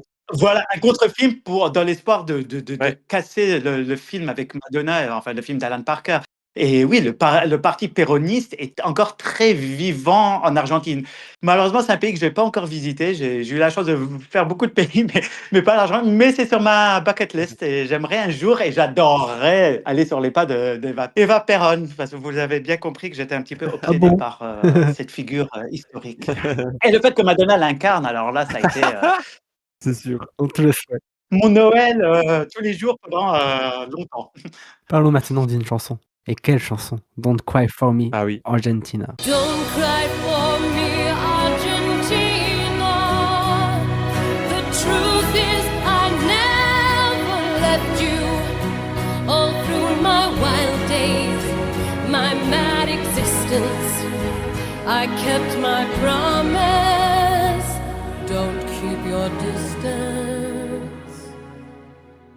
C'est sans aucun doute la chanson la plus connue d'Evita, la plus centrale, on va dire, hein. La dernière chanson que Rice et Lloyd avaient terminée parce qu'ils ne savaient pas quel titre donner au titre, quoi. Don't Cry For Me Argentina fut finalement choisi pour être le titre de la chanson. La chanson était un hit au Royaume-Uni en 76, chanté par Julie Covington. Le titre est très connu à tel point qu'il a été repris par différentes chanteuses à travers les décennies comme Donna Summer, Sinéad O'Connor ou encore Karen Carpenter. Don't Cry For Me Argentina est l'une des chansons de comédie musicale les plus connues dans le monde. La chanson chantée par Madonna a été enregistrée un demi-ton plus bas pour coller à la gamme vocale de la chanteuse. Dans la version interprétée par Madonna, on entend des violons, des guitares, puis des drums, des flûtes, une basse et à la fin des cymbales et des cuivres entre autres. Un très bel arrangement symphonique pour cette chanson emblématique enregistrée avec pas mal de musiciens. La scène du film est poignante, hein, où on voit Eva s'adresser au peuple argentin sur le balcon de la Casa Rosada. C'était pas gagné hein, pour tourner là-bas. Hein. Madonna, grâce au réseau de péronistes qu'elle a construit lors de son arrivée en Argentine, a su obtenir une rencontre avec le président argentin de l'époque, Carlos Menem. Elle était, on peut la comprendre, stressée. Hein. Et elle lui explique sa fascination envers Eva Perón. Ils en viennent même à parler de réincarnation et de Dieu. Raw Flight. Et elle lui soumet son envie de tourner la fameuse scène sur ce fameux balcon. Menem lui répond que tout est possible. Plus tard, Madonna rencontre une nouvelle fois Menem, cette fois-ci avec Alan Parker, Banderas et Price. Mais là, c'était beaucoup plus formel et poli. Donc Madonna décide d'aller droit au but et demande au président s'il compte leur donner carte blanche pour tourner sur ce balcon. Le président accepte, mais Parker dit que ce n'est pas forcément nécessaire de tourner là-bas, vu qu'ils avaient recréé une réplique du balcon en Angleterre et qu'ils ont dépensé de l'argent pour ça. Mais Madonna a quand même réussi à faire changer d'avis Parker. Encore heureux. Don't Cry For Me Argentina a été le deuxième single d'Evita sorti en décembre 96. Les radios se sont prêtés au jeu de la diffusion du single malgré son côté classique et symphonique ainsi que sa longueur. 4 minutes 51 secondes pour la version radio édite quand même. Le titre a bien marché, numéro 1 en Europe, en Australie, au Canada, en Hongrie et en France. Donc, Cocorico. Seulement 8e en Amérique. La faute sans doute à la sortie du maxi single 2 mois plus tard, suite à la demande du public. Les critiques ont été mitigées par rapport à la performance vocale de Madonna. Pour ça, le Sinkemani du Strength Magazine, je le cite, sans conteste l'une des plus grandes performances vocales de Madonna ce jour. L'interprétation dramatique de la chanteuse de la chanson était à la fois fidèle et étrangement autobiographique. Pour Lucy O'Brien, autrice du livre Like an Icon, même si la voix de Madonna manquait de complexité émotionnelle dans cette chanson, elle en a néanmoins créé une version captivante jusqu'à son grandiose finale orchestrale. Enfin, pour Greg Morano de Hartford Courant, Madonna s'approprie cette chanson. Elle est née pour incarner Evita, coiffée d'un chignon et parée de diamants. Madonna a parfois chanté cette chanson durant ses concerts, notamment au Celebration Tour, au Stick and Sweet Tour, au MDNA Tour, et je trouve la chanson magnifique, à tel point qu'elle me met des frissons entre l'interprétation de Madonna, la douceur au début de la chanson, qui chante avec conviction le refrain à la fin, avec ce climax, avec ces instruments, ça me met des frissons. La mélodie est très jolie et je trouve qu'elle a réussi ce challenge vocalement parlant haut la main, quoi. Alors honnêtement, la première fois que j'ai entendu Don't Cry for Me Argentina, je ne sais plus si c'était la version de Sinead O'Connor ou de Ellen Page, et j'avais pas particulièrement accroché. Alors surtout pas la version de Sinead O'Connor, pour artiste que je respecte par ailleurs, mais pas pour cette chanson-là. Et entendre Madonna mettre autant ses tripes, et pour moi c'est une mise à nu, c'est bien plus que Sex Book, hein. C'est une mise à nu, mais vraiment émotionnelle. Ah ouais, oui, oui, oui, oui, trois fois oui. Comme tu l'as dit, le début tout doux qui t'enveloppe, et après, comme elle monte et comme ça t'enveloppe, et ça. Et j'adore la version. Alors, elle fait partie de ma playlist quand je fais du sport. La version, elle l'a fait aussi en espagnol. Il y a une version Spanglish accélérée. Moi, je me souviens en boîte. Je m'excitais en boîte parce qu'il y avait une version accélérée, enfin, boîte de nuit. Oui, ça réunissait tout le monde. Tout le monde allait sur la piste et tout le monde, on a adoré et tout le monde mimiquait Madonna, les bras en l'air. J'ai de sacrés souvenirs sur cette chanson. Ah. Et toi, Logan? Moi, je pense que je n'ai plus envie de l'entendre parler, non, je rigole. Heu, pour moi, c'est le moment du film et la chanson. Je trouve qu'on est, arrivé au point de non-retour dans le questionnement par rapport à toute cette ère-là. Voilà, dans le sens où je trouve que Madonna en tant qu'Eva Perón, bah, c'est bien. Moi, personnellement, je la trouve vraiment bien dans le rôle. La scène, elle est absolument iconique parce qu'en plus, c'est du coup le lieu, hein, c'est le bâtiment, hein, c'est la façade. C'est ce fameux balcon Oui. qui a été utilisé par Madonna, après, donc c'est après Eva Perón, du coup, dans la vraie vie. Donc c'est quand même assez zinzin de se dire qu'une personne comme Madonna, d'où elle vient, ce qu'elle a fait dans sa vie, pour en arriver à cet instant-là précis, et c'est quand même formidable, hein, il faut quand même le dire. Ça va au-delà, on va dire, du rêve, hein, parce que quand tu fais quelque chose comme ça, tu ne peux être que humble et heureux, tu vois. Et elle était heureuse, hein, elle souriait, etc., beaucoup par rapport à ce rôle, et elle le voulait. Donc pour moi, c'est une consécration, et la chanson, elle est intéressante parce qu'il y a une telle montée en puissance, voilà. C'est ça. Ça va doucement, c'est comme si ça te parlait, ça t'enveloppait dans un discours, et après, au niveau du refrain, bam, ça part complètement, et ça fait très symphonie. Et puis Madonna, voilà, là, sa gestuelle, le vêtement, le regard, l'attitude, elle transmet les émotions par le mouvement aussi. Donc non, c'est quelque chose, c'est quelque chose. Et je pense que c'est pour ça que c'est tourné en boucle dans les médias, à la télé, etc. Et dès qu'on parle d'Evita, on te montre cette scène parce que c'est la scène qui a marqué les esprits. Voilà. Et je sais pas si je dis une bêtise, mais je crois qu'il y avait 40 000 figurants. Oui, il me semble, ouais. Je ne sais pas le J'ai plus montant de combien, figurants. mais C'est vraiment le climax, comme tu disais, du film, et j'ai presque envie de, non, je ne vais pas dire de sa carrière, mais, mais vraiment du film. De ça. Mais Madonna, en fait, il faut savoir, enfin, je pense que vous le savez, elle a tenu un genre de journal intime Oui, pendant tout le oui, tournage. il a Et il été y a publié. des extraits qui ont été publiés, je crois, dans Vogue ou je ne sais plus dans quel magazine. Vanity Fair, ouais. Peut-être, ouais, Vanity Fair, Ok, je crois que tu oui. as raison. Et en fait, à un moment donné, Madonna dit, elle dit, mais moi, je me suis sentie mais habitée par Oui, Eva. C'est Ah, j'allais le la dire. voilà, scène sur la Casa Rosada où je me suis sentie habitée. C'était plus moi, c'était Eva Perón. voilà. Et il y a quelque chose de très mystique. Et Oui, pour être honnête, même si je suis de l'autre côté de l'écran et que je regarde mon petit DVD, ben, à ce moment-là, encore une fois, j'ai les poils qui s'hérissent parce qu'il y a quelque chose de très mystique dans les figurants, comme tu disais, le nombre de figurants, la façon qu'ils la regardent, elle, la façon de l'éclairage, la musique, la voix qui s'élève vers le ciel. Enfin, j'adore. ah bah. C'est une messe, une vraie messe. En Mmh. fait, quand je vois ça, quand je la vois dans ce rôle-là, je ne peux être qu'encore plus fier d'être fan de Madonna, personnellement. Parce Mm. que moi, justement, je me mets à sa place, je me dis, imagine dans ta vie, tu vis quelque chose comme ça, c'est quand même extraordinaire parce que c'était pas gagné. Et au final, elle l'a fait, et elle l'a fait en plus dans un lieu, bah, qui est historique, voilà, dans l'histoire de ce qu'il raconte. Donc l'enjeu, il est au-delà, et je trouve qu'elle a fait un si bon travail que tu ne peux qu'être fier et applaudir, voilà. Et cette scène-là, bah, c'est la scène qui, pour moi, est le climax de toute cette période-là, parce que ça montre bien que Mm. c'était au final une pas si mauvaise idée que ça, hein. et elle l'a très bien fait. Voilà. Donc Mm. bravo, Madonna. Défi relevé. Ouais. Voilà, exactement. Il y a eu des remixes. Et quel remix? Le Miami Mix. Don't cry for me, Argentina. The truth is I never left you. All through my wild days, my mad existence, I kept my promise. Je l'adore. Madonna hurle. décide pour ce remix de travailler avec le producteur Pablo Flores et son mixeur Javier Garza. Le remix est très catchy, hein, je trouve, avec des castagnettes, à piano de salsa et des violons. On peut noter l'utilisation d'un sample de bandoneon argentin provenant d'une chanson d'Astor Piazzolla nommée Franca Napa de 1960.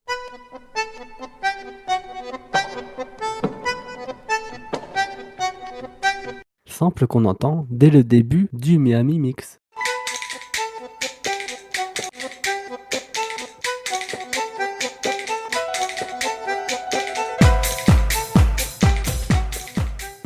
On note aussi un sample des chants de la foule d'Argentin qu'on entend dans le film, ce qui me fait d'ailleurs penser au remix d'Angel, Logan. Madonna a réenregistré la chanson pour le coup avec Donna et Nicki. Elle savait que Madonna voulait vraiment jouer dans Evita. Donna avait confié qu'elle sentait une évolution dans la voix de Madonna, que cette dernière était plus forte. Elle était heureuse de travailler sur ce remix avec Nicki et Madonna, avec cette volonté d'apporter cette énergie dance au remix. À noter, comme tu l'as dit, Mapsam, qu'il y a une version Spanglish, donc anglaise et espagnole. No llores por mi Argentina, mi alma está contigo, mi vida entera te la dedico, mas no te alejes.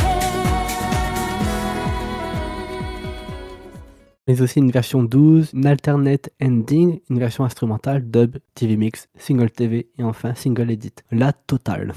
Les radios se sont bien prêtés au jeu, le remix étant différent de la version originale plus up-tempo. Toujours dans Billboard, on apprend que Madonna savait que la version classique de Don't Cry For Me Argentina ne serait pas tant diffusée dans les radios que ça, donc elle pensait que c'était une bonne idée de promouvoir la chanson en sortant à la fois la version classique mais aussi le Miami Mix. Et le remix a été numéro 1 du Billboard Dance Club, donc bravo Madonna pour ce remix, pour la chanson, et bravo Madonna tout court quoi.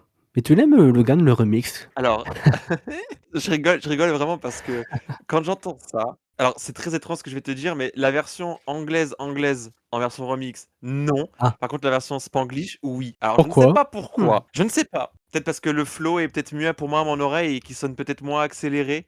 Je sais pas. Mais en tout cas, si je rigole depuis tout à l'heure, c'est que j'ai vraiment l'impression d'avoir une version genre de Jennifer Lopez de Waiting for Tonight, tu Oui. vois. Et je suis là, et je me dis mais qu'est-ce qui s'est passé parce qu'ils t'ont pas fait genre une version vraiment genre à la limite un peu plus up tempo, genre sage. Non, ils t'ont fait une version club, tu vois. Et ça me tabasse de rire. Je sais pas pourquoi, excusez-moi, c'est comme ça. Du coup, voilà, et ça me fait aussi penser que Jennifer Lopez, je crois qu'elle avait fait des auditions pour ce rôle. Oui, Hein. elle avait dit. Ils Ouais, avaient pensé. c'est ça. Et donc la version Spanglish, ok, la version anglaise, non. Et voilà, je sais pas pourquoi, c'est comme ça. On passe maintenant à High Flying Adored. High flying adored, that's good to hear, but unimportant. Une des chansons d'Evita préférées de Madonna, mais la préférée de Tim Rice.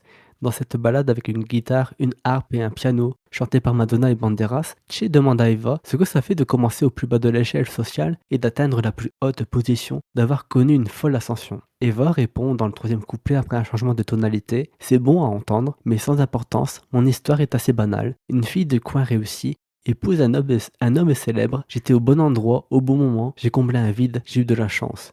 Mais je dirais une chose à mon sujet, personne d'autre ne peut le combler comme moi. Une belle réponse. Dans le film, on voit Che chanter, tandis que Madonna danse avec Juan Perón et elle chante également. Une belle balade douce, peut-être que le couplet de Madonna est court, mais il raconte l'essentiel. En tout cas, l'alchimie entre Banderas et Madonna est toujours là, et elle fonctionne très bien. Elle dit pas grand-chose, mais ce qu'elle dit vaut son pesant d'or, enfin son pesant de cacahuètes. Moi, c'est juste la fin. En fait, toute la chanson se résume juste à la fin. J'ai pris enfin, fill the gap, I was lucky, but one thing I'll say for me, no one else can fill it like I can. Oui, je suis pas là par hasard. Je prête à Madonna des paroles qu'elle a peut-être jamais dit, mais que je pense qu'elle l'a dit autrement à travers ses chansons, c'est que j'ai travaillé pour. Ce n'est pas le fruit de hasard. C'est pas simplement parce que j'ai épousé un homme riche, parce que personne ne peut le faire comme je l'ai fait. Je suis irremplaçable, je suis unique. Moi, c'est ce que je retiens de cette chanson. C'est comme ça que je l'interprète. Mon histoire est peut-être banale. Oui, j'ai épousé un homme riche. Mhm. mais j'étais au bon endroit au bon moment. J'ai su Ouais. briller et me rendre indispensable et personne ne saura le faire autrement que moi. Je dirais autant de Madonna. Sauf que c'est une chanson qui est intéressante parce que ça parle justement de cette position que tu peux avoir après une fois que tu as bah, cet engouement autour de toi. Voilà. Ça fait la comparaison entre sa vie d'avant et ce qu'elle a obtenu aujourd'hui. Voilà. Et ça remet en question plein de choses parce que, et parfois même de manière un peu brutale, parce que tu vois, genre ils disent quand même dans les paroles A fantasy of the bedroom and a saint. Et là, tu te dis, mais aïe, aïe, aïe, c'est un peu, en fait, la fracture, elle est vraiment cru, hein. Enfin, c'est un steak tartare, quoi, les paroles, hein. Oui, tout à fait. C'est servi cru, quoi. Donc c'est vraiment ils sont pas allés de main morte, encore une fois, hein, j'aime bien dire ça.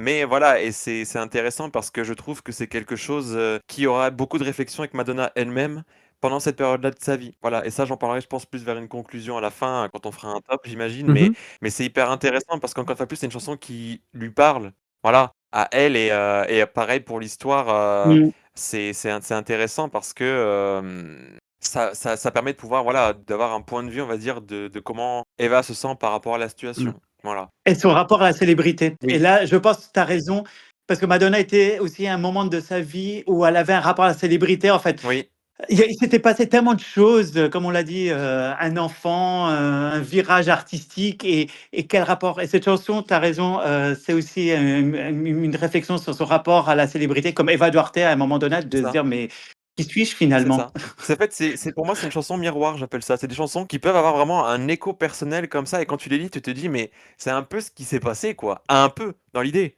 Donc c'est intéressant, c'est très intéressant et ça parle aussi bien sûr de la position de la femme, hein, d'ailleurs par rapport au succès d'un homme, hein, donc c'est intéressant. Il y a beaucoup de points à relever dans cette chanson d'ailleurs, ça prendrait trop de temps, du coup voilà, je vous laisse sur mon balcon. Place maintenant à une chanson que j'adore. Personnellement, c'est Rainbow High. Eyes, hair, mouth, figure, dress, voice, style, movement, hands, magic, rings, glamour, face, diamonds, excitement.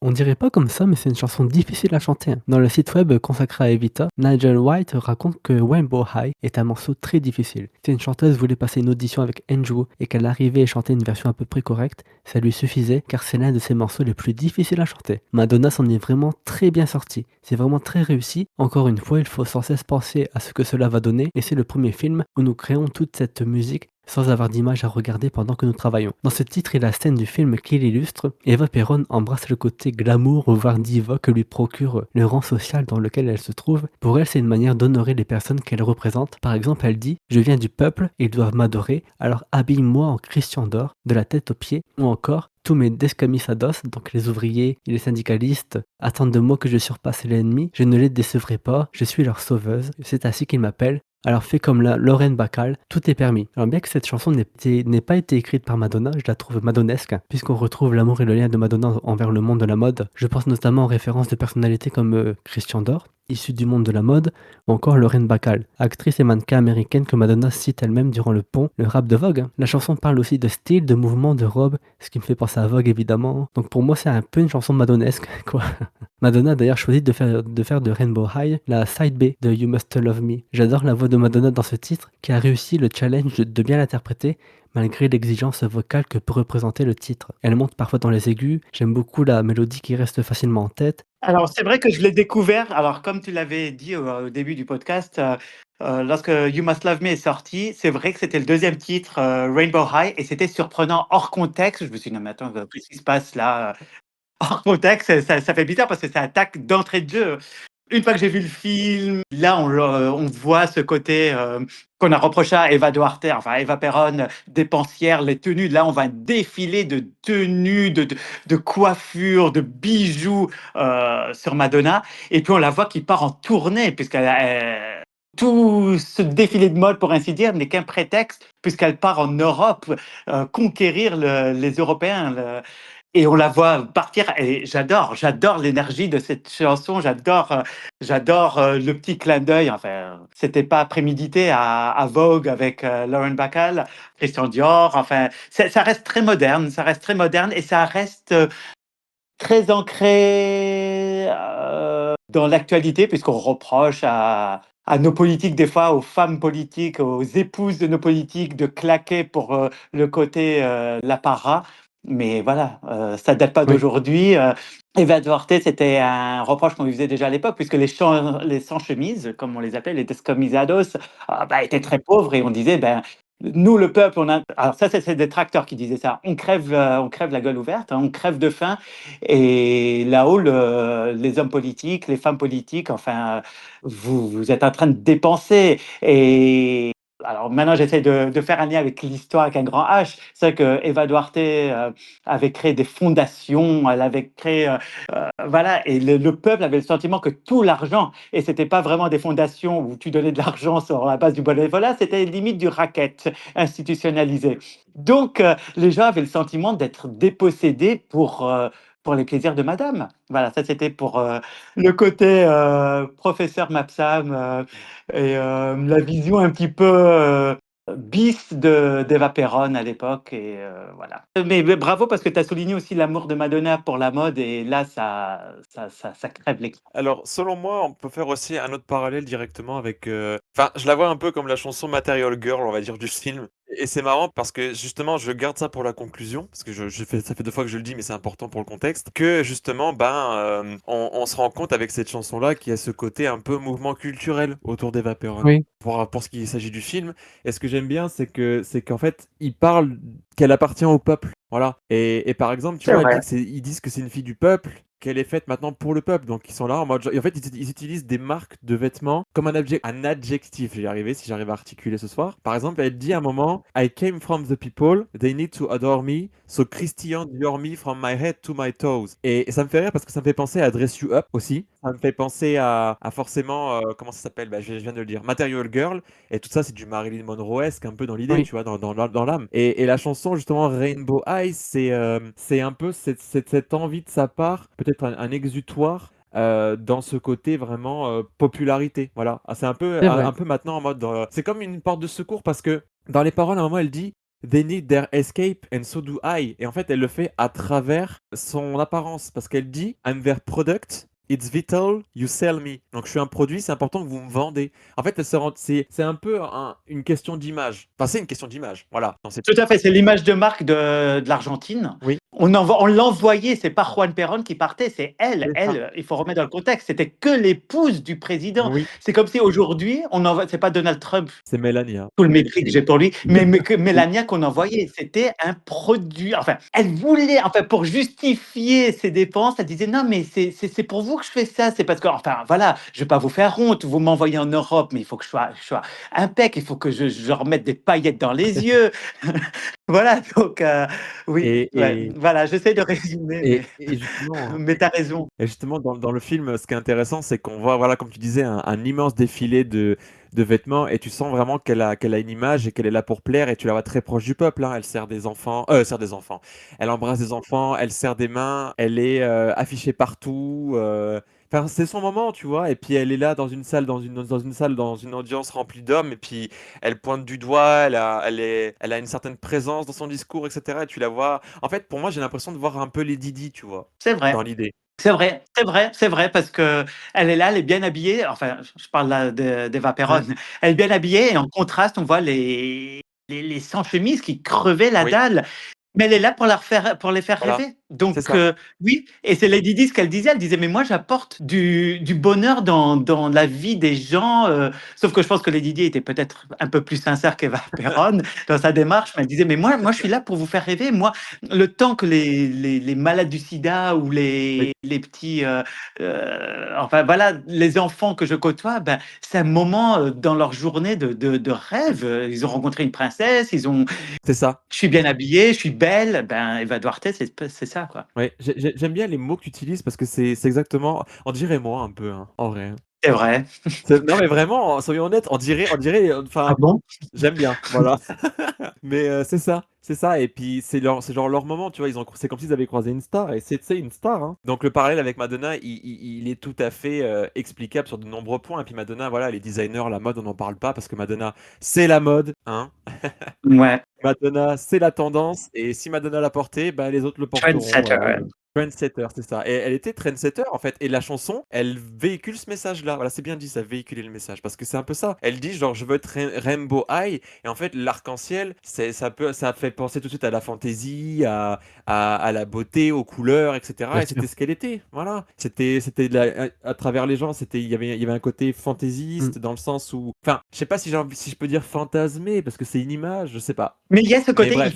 icône religieuse et icône. En plus, elle le dit à un moment, I'm not a second-rate queen. Je suis pas une reine de seconde zone. Soit vous me donnez le meilleur, soit rien du tout. Et Oui, Madonna, c'est ça. Soit elle veut travailler avec les meilleurs, soit c'est rien ça. du tout. Donc, soit vous me donnez le meilleur, et surtout, ce que j'aime bien, c'est que dans la chanson, elle ne s'excuse pas. À aucun moment, elle dit oui, non, c'est je Non. veux le meilleur et je m'excuserai pas pour ça. Madonna, c'est un petit peu ça aussi. C'est ça et puis j'en parlerai dans la conclusion, mais justement, c'est ultra intéressant parce qu'il y a eu une immense différence entre le rôle qu'elle a eu dans ce film-là et ce qui se passait vraiment dans sa tête à ce moment-là de sa vie. Mais ça j'en parlerai, j'ai hâte. Donc je me tais. Allez-y, je vous en prie pour la suite. À noter qu'elle inclut une petite reprise de Buenos Aires à la fin, ce qui n'est pas pour me déplaire. Just a little touch of, just a little touch of Argentina's brand of star quality.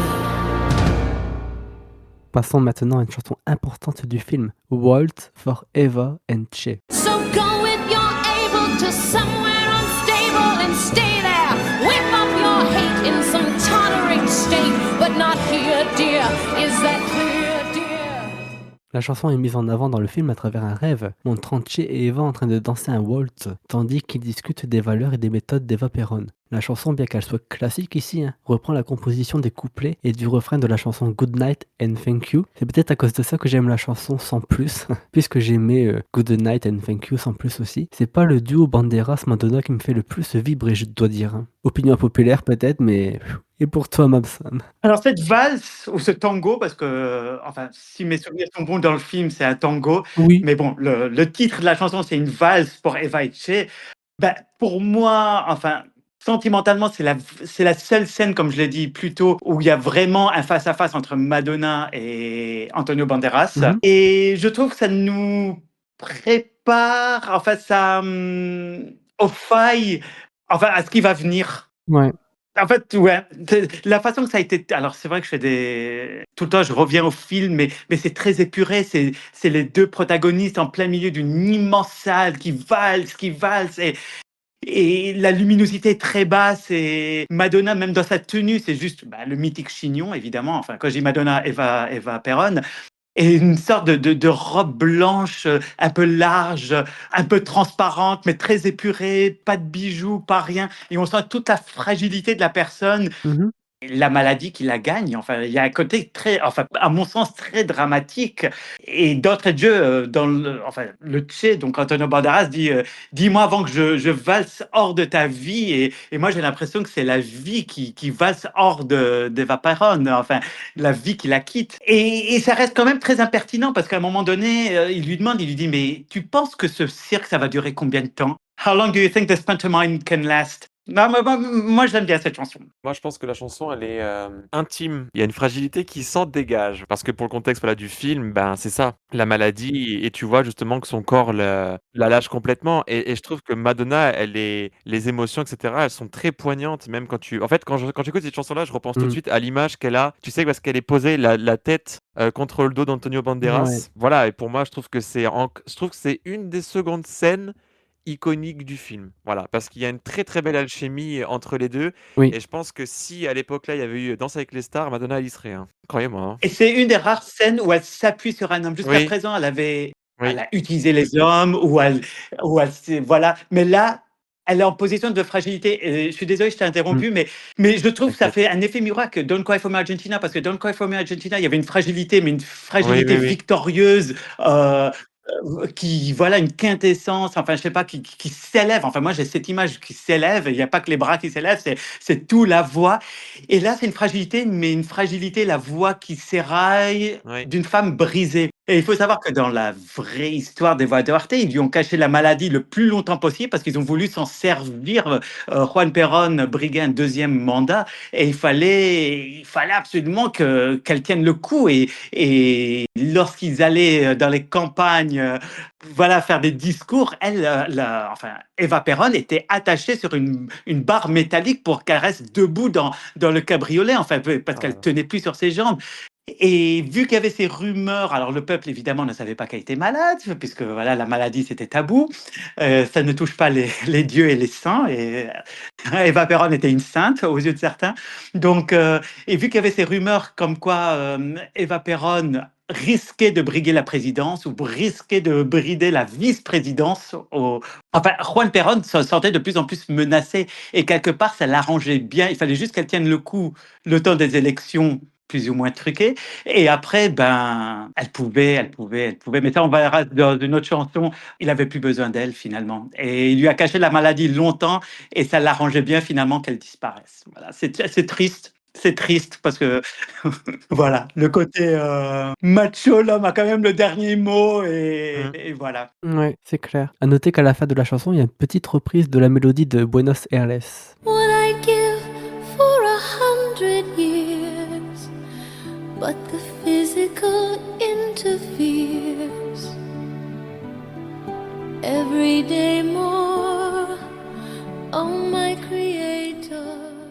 Dans ce passage, Eva reproche à Dieu de ne pas lui donner assez de force et de bonne santé pour la porter dans ses missions, dans son engagement politique pour l'Argentine. Oh, ce que je donnerais pour avoir 100 ans, mais le physique m'en empêche, chaque jour davantage. Oh mon créateur, à quoi sert le cœur le plus fort dans un corps qui tombe en ruine? C'est un grave défaut, j'espère que tu le sais. Chante Madonna dans cet extrait. Car oui, Madonna, non, Eva Perón tombe malade. Je touche du bois pour Madonna.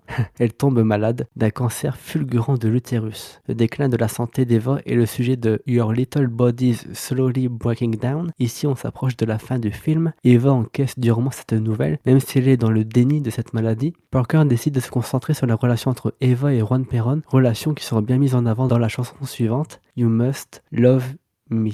Deep in my heart, I'm concealing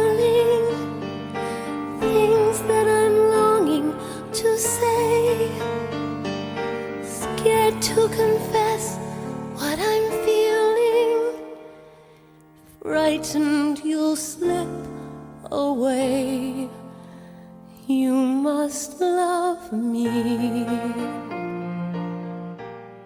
Une chanson qui se concentre sur le couple donc et qui s'éloigne de la politique, un titre qui parle d'amour, de dévotion, d'incertitude quant à l'avenir. Madonna, elle aime beaucoup cette chanson, elle a réussi à la faire sienne. On va pas revenir sur le single qui a été You Must Love Me. Toujours est-il qu'on peut dire comment cette chanson est née. À la base, c'était pas gagné pour avoir une nouvelle chanson puisque Rice et Weber n'avaient pas travaillé ensemble depuis des années, ils n'étaient pas en très bons termes, mais Parker n'abandonne pas. Une fois qu'il avait enregistré toutes les chansons du film en studio, il décide de se rendre dans la propriété de Weber dans le Berkshire pour lui faire écouter les chansons enregistrées. Une fois toutes les chansons écoutées, Weber s'assoit à son piano et joue une très belle mélodie, suggérant qu'elle pourrait faire partie d'une nouvelle chanson. La mélodie c'est bien mais il faut écrire un texte, des paroles bien sûr, et c'est ce qu'a fait Bryce, qui a mis ses différends avec Weber de côté, et après des semaines d'angoisse, il écrit le texte de You Must Love Me. Je suis content qu'ils se sont réconciliés le temps d'une chanson parce que je la trouve très belle, voilà quoi. Et ce titre a été inclus à la fin du film pour booster toute cette section, puisqu'elle a toujours connu des problèmes entre la comédie musicale, la pièce à Broadway, etc. On s'approche maintenant de la fin du film avec Evita's Final Broadcast. Don't cry for me, Argentina.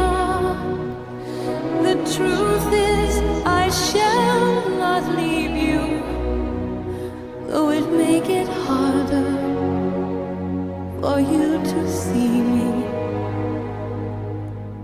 I'm Argentina, and always will be. La chanson débute par une reprise du titre The Actress Hasn't Learned the Lines You'd Like to Hear Dans le film, on voit Eva triste se préparer à déclarer au peuple argentin son retrait de la vie politique du fait de sa maladie. Elle et son mari se rendent ensuite sur le balcon de la Casa Rosada et Madonna chante une version différente de Don't Cry for Me Argentina. À la base, Madonna voulait chanter la chanson en live durant le tournage. Ce que je trouve bien crédible dans cette scène, c'est qu'on sent la différence, la souffrance physique d'Eva quand elle interprète la chanson. Madonna chante vraiment très bien le titre, en prenant en compte l'état physique et émotionnel dans lequel se trouvait Evita à ce moment-là. C'est très, très. Non, mais vraiment, sincèrement. C'est émouvant, hein. Rien que de la entendre, je suis un petit peu. Waouh! Oui, c'est. Parce que c'est la chanson où elle admet qu'elle a perdu, finalement. Elle a perdu tout ce qu'elle a construit, son corps la lâche Oui. et que. Ouais. J'adore que les paroles de Don't Cry For Me Argentina ont été modifiées. C'est la dernière, enfin une des dernières chansons, enfin ou enfin la fin du film.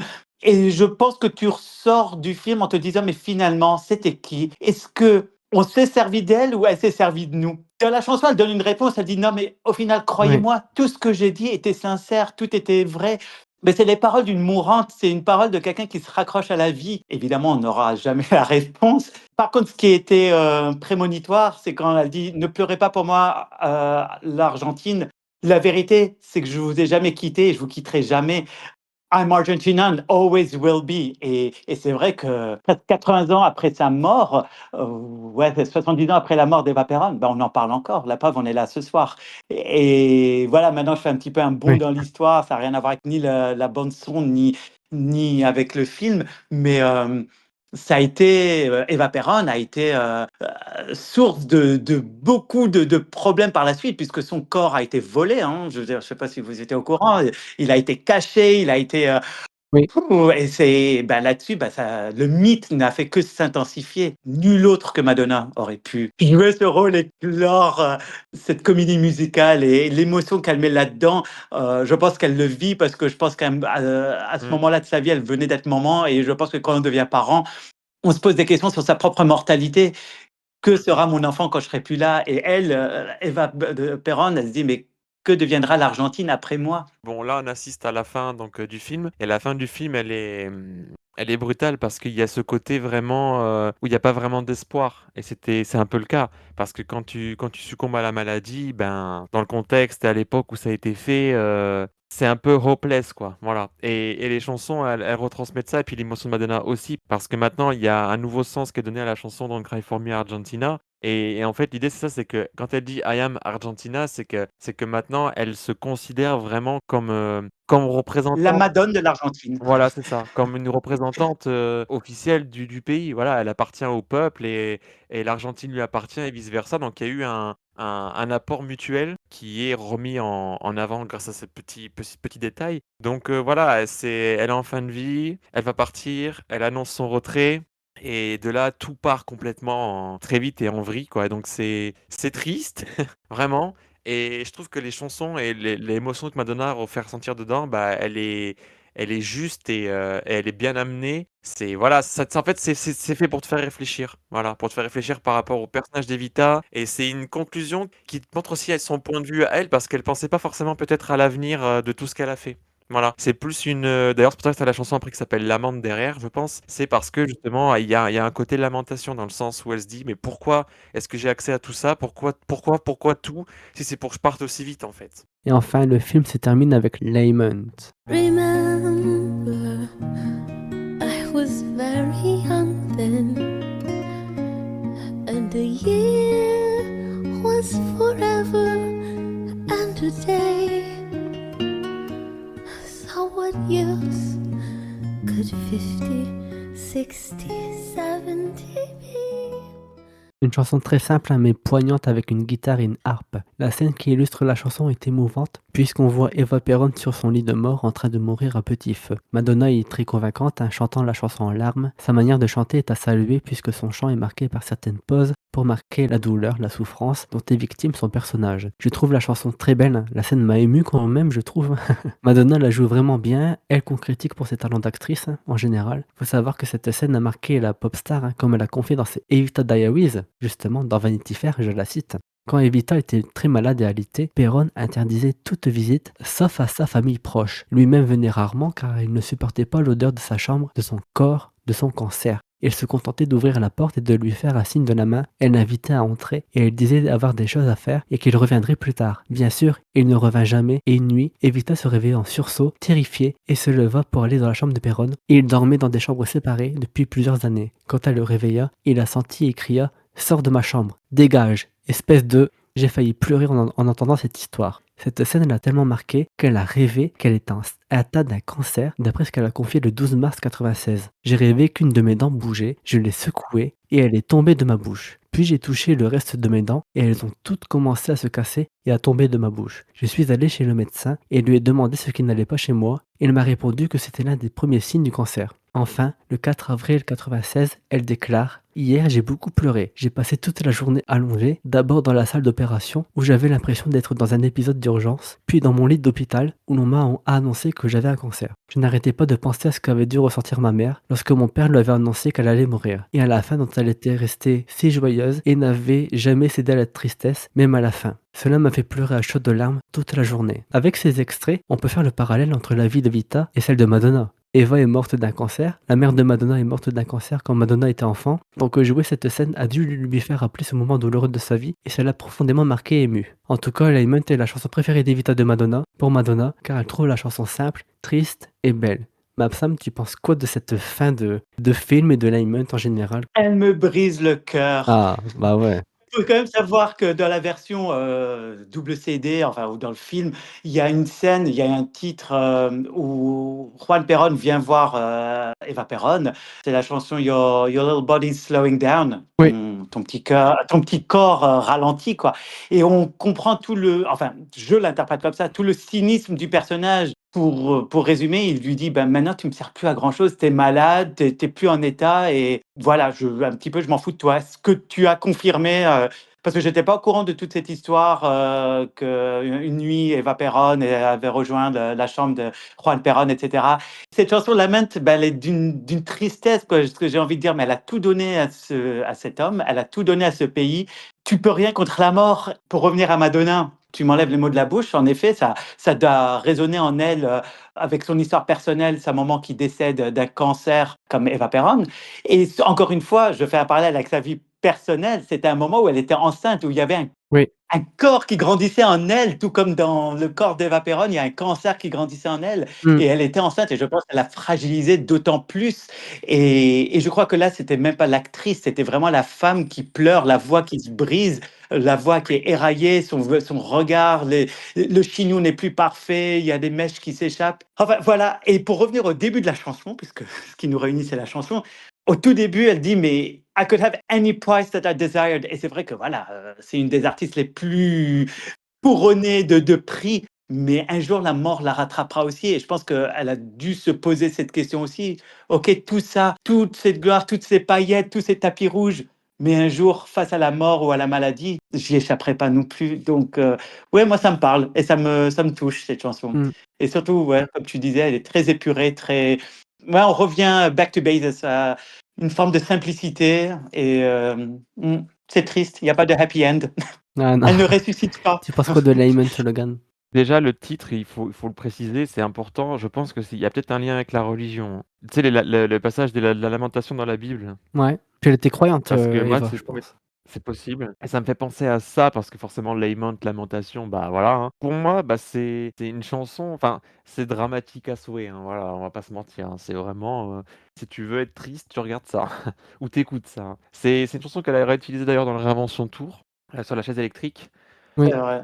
C'est une autre manière de la tourner parce que ça évoque le décès, hein. Mais voilà, c'est exactement ce que je voulais dire, c'est qu'on n'a pas l'impression qu'elle joue ce qui se passe. Là, c'est vraiment de la pure émotion qui vient en elle. Et en même temps, elle devait quand même être à fleur de peau, entre guillemets, pendant cette période-là de sa vie, parce que justement, elle allait donner naissance, elle a perdu sa mère aussi, de la même manière qu'Evita, hein, les cancers. Ça a dû lui raviver plein de choses, voilà. Et je trouve que l'émotion, autant dans la scène que dans la chanson, bah, elles sont retransmises et tout est fait pour. Voilà, il y a des pauses, il y a la manière de dire les mots, encore une fois, il y a la cadence, tout ça, tout ça, tout ça, tout ça.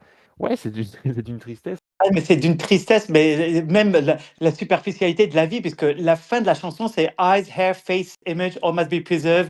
Ça reprend ce dont on a parlé plus tôt, Rainbow High, où tout le côté matérialiste, bah, finalement, ça se termine là-dessus. Eyes, hair, face, image, all must be preserved. Et ça laisse entendre ce qui va se passer. C'est le corps d'Eva Perón va être embaumé. Tout ce qui était avant joyeux, le Rainbow High, eyes, hair, blabla, il faut que je sois parfaite. Ben, finalement, là, c'est pour la mort. Ah non, mais ça me plombe. Plus on en parle, plus ça me plombe. On va arrêter du C'est, coup. c'est- Ouais. non, non, non, c'est terrible. Mais non, mais parce que c'est toujours ça qui nous laisse perplexes. Lorsqu'on va voir un film et que c'est une fiction, on se dit oui, bon, c'est pas. Mais là, même si j'ai dit avant que ben, Alan Parker ou enfin Tim Rice et Andrew Lloyd Webber avaient pris des libertés avec la vraie histoire, avec un grand H, on sait que c'est comme une histoire vraie. On sait que ça s'est terminé comme ça. On sait Mm. que le corps a été embaumé. On sait qu'elle est morte toute seule, alors que c'était la femme la plus adulée d'Argentine, coupée du monde, qu'on lui a caché, qu'on ne l'a pas vraiment bien soignée. Enfin voilà, c'était. Et encore une fois, on peut, et c'est un fait, on peut rien contre la mort. Ah non, Personne n'y échappe, inévitable. malheureusement, qu'on soit riche ou pauvre. Ouais. Descamisados ou Eva Perón. Mm. Madonna ou pauvre nous. Et d'ailleurs, je sais que j'aime pas trop cette scène-là du film parce que je déteste voir Madonna dans un cercueil. Sachez-le, je veux pas voir ça. Moi qui ai la phobie de la mort tout court. Ah ouais, non, non, non, non. Surtout que le film s'arrête pas encore, c'est qu'il joue en plus avec nos nerfs, c'est que dans les scènes suivantes, on en voit encore du Madonna. Mais oui, c'est vrai. Ouais, bah oui. Et puis c'est intéressant parce que je reviendrai après pour la conclusion, mais ça rappelle bah, justement tout le côté un peu spirituel dans le sens où il y a beaucoup de réflexions par rapport à cette thématique. Mais je vais y venir, je me tais. Mais c'est vrai, non mais tu as raison, parce que et après ça a été on réduit toujours Madonna à la façon qu'elle a joué avec les codes sexuels, mais la religion a toujours joué un rôle et du début à la fin dans Evita, il y a des références religieuses. C'est un pays latin où Bien Dieu, la sûr, bien Bible sûr. joue un rôle, où pour un oui, pour un non, et notamment à la fin où tu vois toutes les femmes à genoux avec un crucifix en train, voilà, un chapelet. Oui, ça pourrait être, dans un autre contexte, un clip de Madonna XXL, oui. Tu vois, c'est marrant parce qu'il y avait eu toute une histoire. Alors, si je dis pas de bêtises, j'espère, pitié. Mais je crois que Jésus, justement, il y avait une histoire avec l'âge aussi 33 ans. Tout à fait. Jésus est mort à 33 ans. Ouais, C'est l'âge du Christ. On dit ouais, c'est quelque l'âge du chose comme Christ. ça. Du coup, c'est pour ça que ça a aussi un lien symbolique et fort, je trouve, avec l'histoire d'Evita, parce que il y avait tout ce côté justement sainte dont tu parlais. Donc, tu vois, il y a un certain parallèle, donc ça joue encore plus sur ce côté-là. Mm. Mmh. Mais ouais. Tout à fait, tout à fait. Le film enfin se termine par une variation de Rainbow High. Eyes, hair, face, image, all must be preserved. Still life displayed forever, no less than she deserved.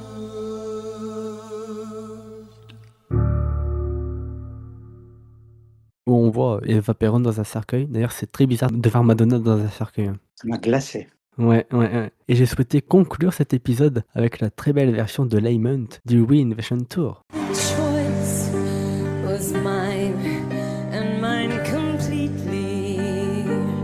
I could have had any prize that I desired. I could have burned with the splendor of the brightest fire, or else I could choose time. Madonna a interprété brillamment en 2004. Et c'est sur cette belle chanson, enfin sur cette belle interprétation de Madonna, que la rétrospective d'Evita s'achève.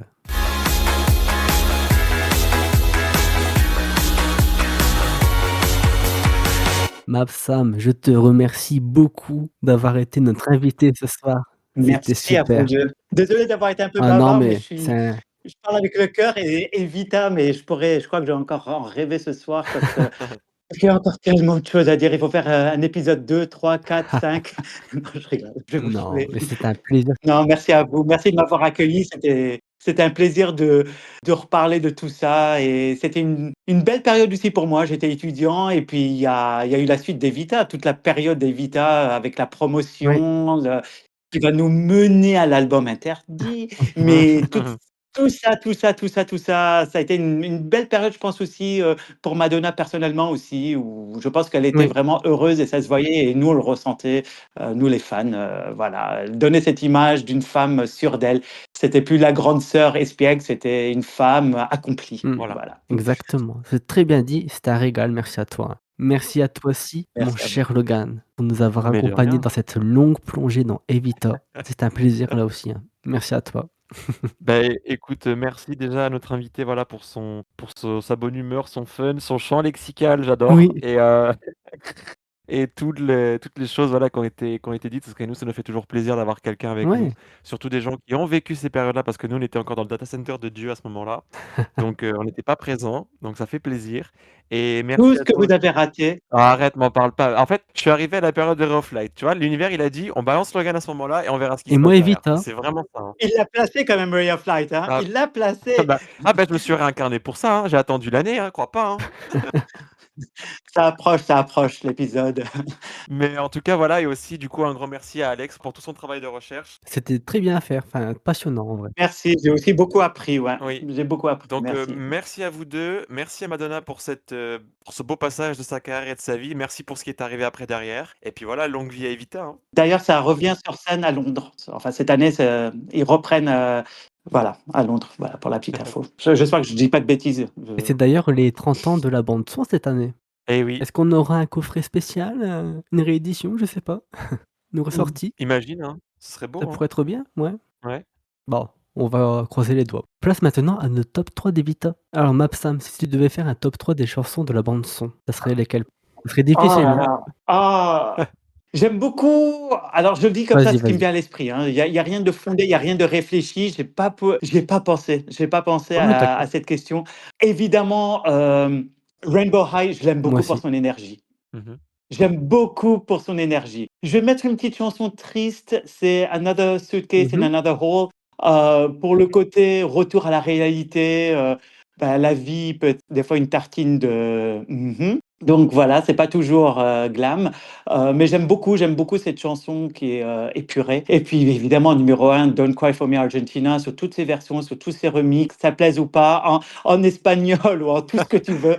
Évidemment, parce qu'on a dansé là-dessus et que j'ai des souvenirs évidemment, Madonna ou Evita était un peu la BO de ma vie, Mmh. donc évidemment, oui.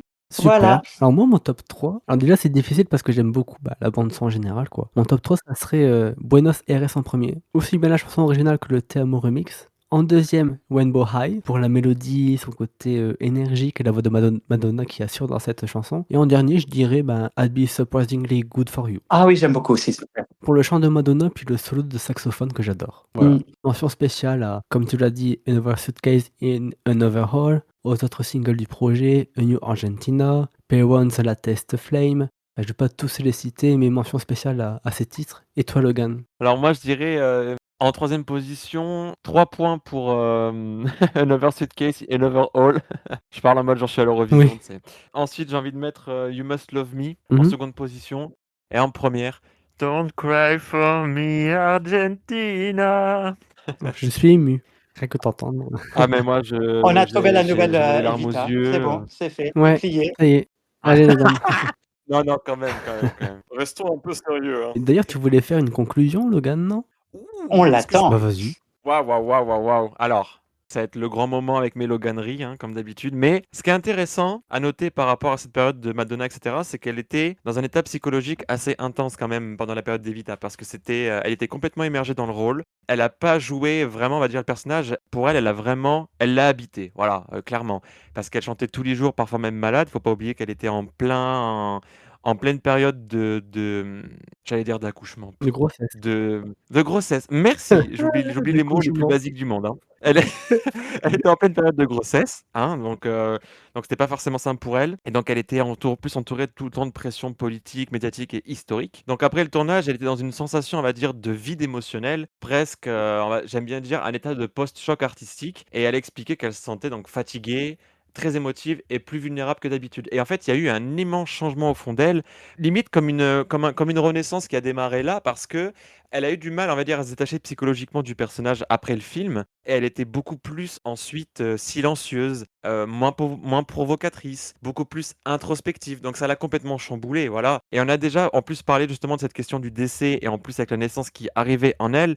Donc c'est là, je pense, où a commencé à émerger cette volonté d'essayer plus de comprendre sa position dans le monde, de ce que sa carrière va représenter après derrière, quand elle sera plus là, etc., etc., ce qu'elle va pouvoir enseigner à son enfant une fois que l'enfant va arriver. Donc, c'était une période assez charnière pour elle émotionnellement parlant, et elle a renoncé un peu à tout ce côté matériel qu'elle incarnait, notamment avec Material Girl. Alors, Material Girl parce que pour le grand public, Madonna a toujours été une fille vraiment très matérialiste. Voilà. Et là, c'est marrant parce qu'elle peut incarner ce côté matérialiste avec les vêtements que pouvait porter Eva Perón, même si le contexte est complètement différent par rapport à elle. Mais là, elle s'en détache. Elle s'en détache Mhm. et on la reconnaît presque plus, quoi. Donc, d'un côté, c'est une victoire parce qu'elle voulait prouver qu'elle était plus qu'une pop star et elle a reçu une reconnaissance quand même critique, un Golden Globe et un Oscar pour You Must Love Me. Donc, il y a deux choses contradictoires parce qu'il y a l'effervescence, mais elle a ressenti un vide au fond d'elle, de se dire, et maintenant, il se passe quoi en fait? Genre, même si j'ai tout ce que je veux et que je suis blessed, eh ben, je ressens un vide. Voilà. Et c'est là où naît du coup la suite des épisodes et ce qui va commencer à me faire hurler au niveau de mon balcon aussi. Voilà. Donc voilà, voilà. Pour la conclusion, et je trouve que c'était une belle période intéressante parce que c'est ça qui a forgé la renaissance qu'on verra après derrière. Et oui. Merci, bonne soirée. Super conclusion, j'adhère. Toi aussi, Mapsam? Oui, bien sûr. Et alors, pour l'avoir vécu, puisque vous, à l'époque, vous étiez dans le data center, je vous cite. Non, j'étais né Ok, pardon. en Euh, 96, durant Evita. c'est vrai. Moi, c'était juillet 97. Donc j'étais pas C'était une encore là. période charnière et c'est vrai que j'avais dit que nous, en tant que fans, jusqu'à présent, Madonna, c'était un peu la grande sœur qu'on voulait, un petit peu, voilà, qui brisait tous les tabous. Et là, tout d'un coup, la maternité, ce rôle, ça devenait une femme accomplie. Et quelque part, elle rentrait dans leur rang. Et je pense elle a été très intelligente, Madonna, à ce moment-là, parce que pour avoir les grâces des critiques, en fait, limite, elle leur donnait raison en disant, bah, vous voyez, maintenant, je me suis assagie, je suis casée. Bon, alors qu'elle se séparait de Carlos Leon, mais bon, Ouais. j'ai une enfant, je suis habillée sage, j'ai mes petits tailleurs, mon petit bibi, la petite voilette, voilà, je suis mainstream. Et comme dit Logan, on ne savait pas ce qui nous attendait. Et comme, c'est-à-dire qu'elle allait bientôt faire une pirouette et revenir à ces bons vieux démons qu'on aime, mais aussi c'est cette période-là qui l'a amenée vers la spiritualité, où elle a commencé, voilà, à parler de sujets autres, enfin, voilà, la spiritualité. Elle parlait pas encore de la Kabbale. J'essaie de me souvenir, Non, mais elle parlait pas de la Kabbale, mais elle, non. en tant que jeune mère, ben ouais, je confirme tout ce que tu disais, parce que voilà, je suis la plus grande star au monde, mais qu'est-ce qu'il en restera le jour où je serai plus là? À l'époque, elle avait qu'un seul enfant, mais voilà. Je pense que pour elle, artistiquement, c'est une belle période, parce que c'est vrai qu'elle a quand même tout raflé. Personnellement, ben, elle avait tout ce qu'elle a désiré, parce que ça faisait longtemps qu'elle attendait, enfin, qu'elle voulait un enfant, Mm. et c'était pas le bon timing, et puis c'était pas le bon, enfin, qu'importe. C'est cette Madonna-là qui me manque des fois, parce que elle me paraissait heureuse, bien dans ses pompes, et artistiquement au top. Limite, alors je ne vais pas dire respectable, mais elle faisait l'unanimité. Bon, c'est pas la dernière fois qu'elle a fait l'unanimité, parce elle nous a bénis avec des projets qui ont été salués aussi par la critique. Peut-être aussi parce que personnellement, j'étais voilà, dans ma jeune vie d'adulte et que je me trémoussais à Ibiza sur Don't Cry For Me Argentina version Spanglish et que j'avais 20 ans et que tout était bien. Que j'étais jeune et beau. Mais c'est Ah ça, là là. c'est tout l'intérêt de cette période-là, justement. Et rétrospectivement, c'est capital pour ce qu'on a eu derrière. Et je la remercierai jamais assez de m'avoir fait ces meilleures balades sur des beats complètement extraterrestres avec William Orbit. Merci! Il le placera quoi qu'il arrive, hein. Mais en fait, ouais, ouais, c'est vrai, c'est vrai. Je Mm. hurle, je hurle. Vous m'entendez? Mais en fait, ça devait arriver parce que par ses cours de Oui, danse, par ses cours de chant, c'est vrai que ça lui a ouvert un nouveau, une nouvelle voix. Voilà. Un chemin s'est ouvert à elle à ce moment-là parce que le parallèle avec Evita, c'est que je pense qu'elle a dû voir une partie d'elle mourir dans le rôle aussi. Parce que quand tu te vois comme ça, tu sais vraiment, quand tu fais le parallèle et que tu te ressembles tellement avec le personnage que tu incarnes et que tu te vois mourir comme ça à la télé et tout, ça va être ultra étrange. Et en plus, avec son propre ressenti, elle a dû se dire, mais en fait, maintenant, je suis en train de renaître. Et c'est tout l'aspect après qu'on a derrière, hein. C'est vraiment le thème de la Renaissance et du baptême et j'en Mais c'est passe, on la en reine de parlera. la réinvention. Ah D'où bah oui, oui, oui. sa tournée, Bah, d'où le truc, et elle a eu 1000 vies, et j'ai eu voilà, la chance de, voilà, ah bah, moi, de, t'inquiète pas elle a réinventé mon crâne, mon cerveau, mon âme avec l'album suivant. Donc oui, oui, hein. que ce soit Evita ou tous ses projets, Madonna a eu quand même, c'est une pierre angulaire dans l'histoire, et encore une fois avec un grand H, de la musique, des arts, des spectacles, parce que les concerts avant Michael Jackson et Madonna, c'était pas ça, c'était pas la même chose, c'est une dimension, et je regrette que beaucoup de gens n'aient pas vécu cette période, parce que c'était une révolution permanente. Chaque album, chaque tournée, c'était waouh, waouh, vraiment waouh. Et c'est pas le fan qui parle, c'est en toute objectif. J'essaie d'être objectif, mais c'était oui. Madonna avec un grand M, a une immense influence dans nos vies. Voilà. J'ai du mal aussi à finir la conclusion. Justement, en parlant de conclusion, si vous nous écoutez encore après ce long épisode, eh bien on vous remercie chaleureusement. Merci de nous avoir écoutés jusqu'au bout. On espère en tout cas que cet épisode vous a plu. Si vous souhaitez récompenser notre travail, nos efforts acharnés, vous pouvez noter le podcast sur 5, soit sur Spotify, soit sur Apple Podcast. C'est le meilleur moyen de nous récompenser. Pensez aussi à vous abonner au podcast sur votre plateforme de podcast pour ne rater aucun futur épisode. On est présent sur Spotify, Apple Podcast, Deezer, YouTube, Podcast Addict, Pocket Cast ou encore Castro. Enfin, vous pouvez nous rejoindre sur Instagram pour discuter avec nous entre deux sorties d'épisodes, Madonna à l'introspective. Et sur ce, on vous dit au revoir et on se retrouve bientôt pour un prochain épisode. Un épisode un peu spécial puisque, Logan, prépare-toi, on parlera de l'ère pré-Reoflight. Ensemble, nous verrons les directions musicales que Madonna a prises juste après Evita, les chansons qu'elle a faites avec différents producteurs avant de rencontrer un certain William Orbit. À bientôt. Au revoir tout le monde. Au revoir. Au revoir.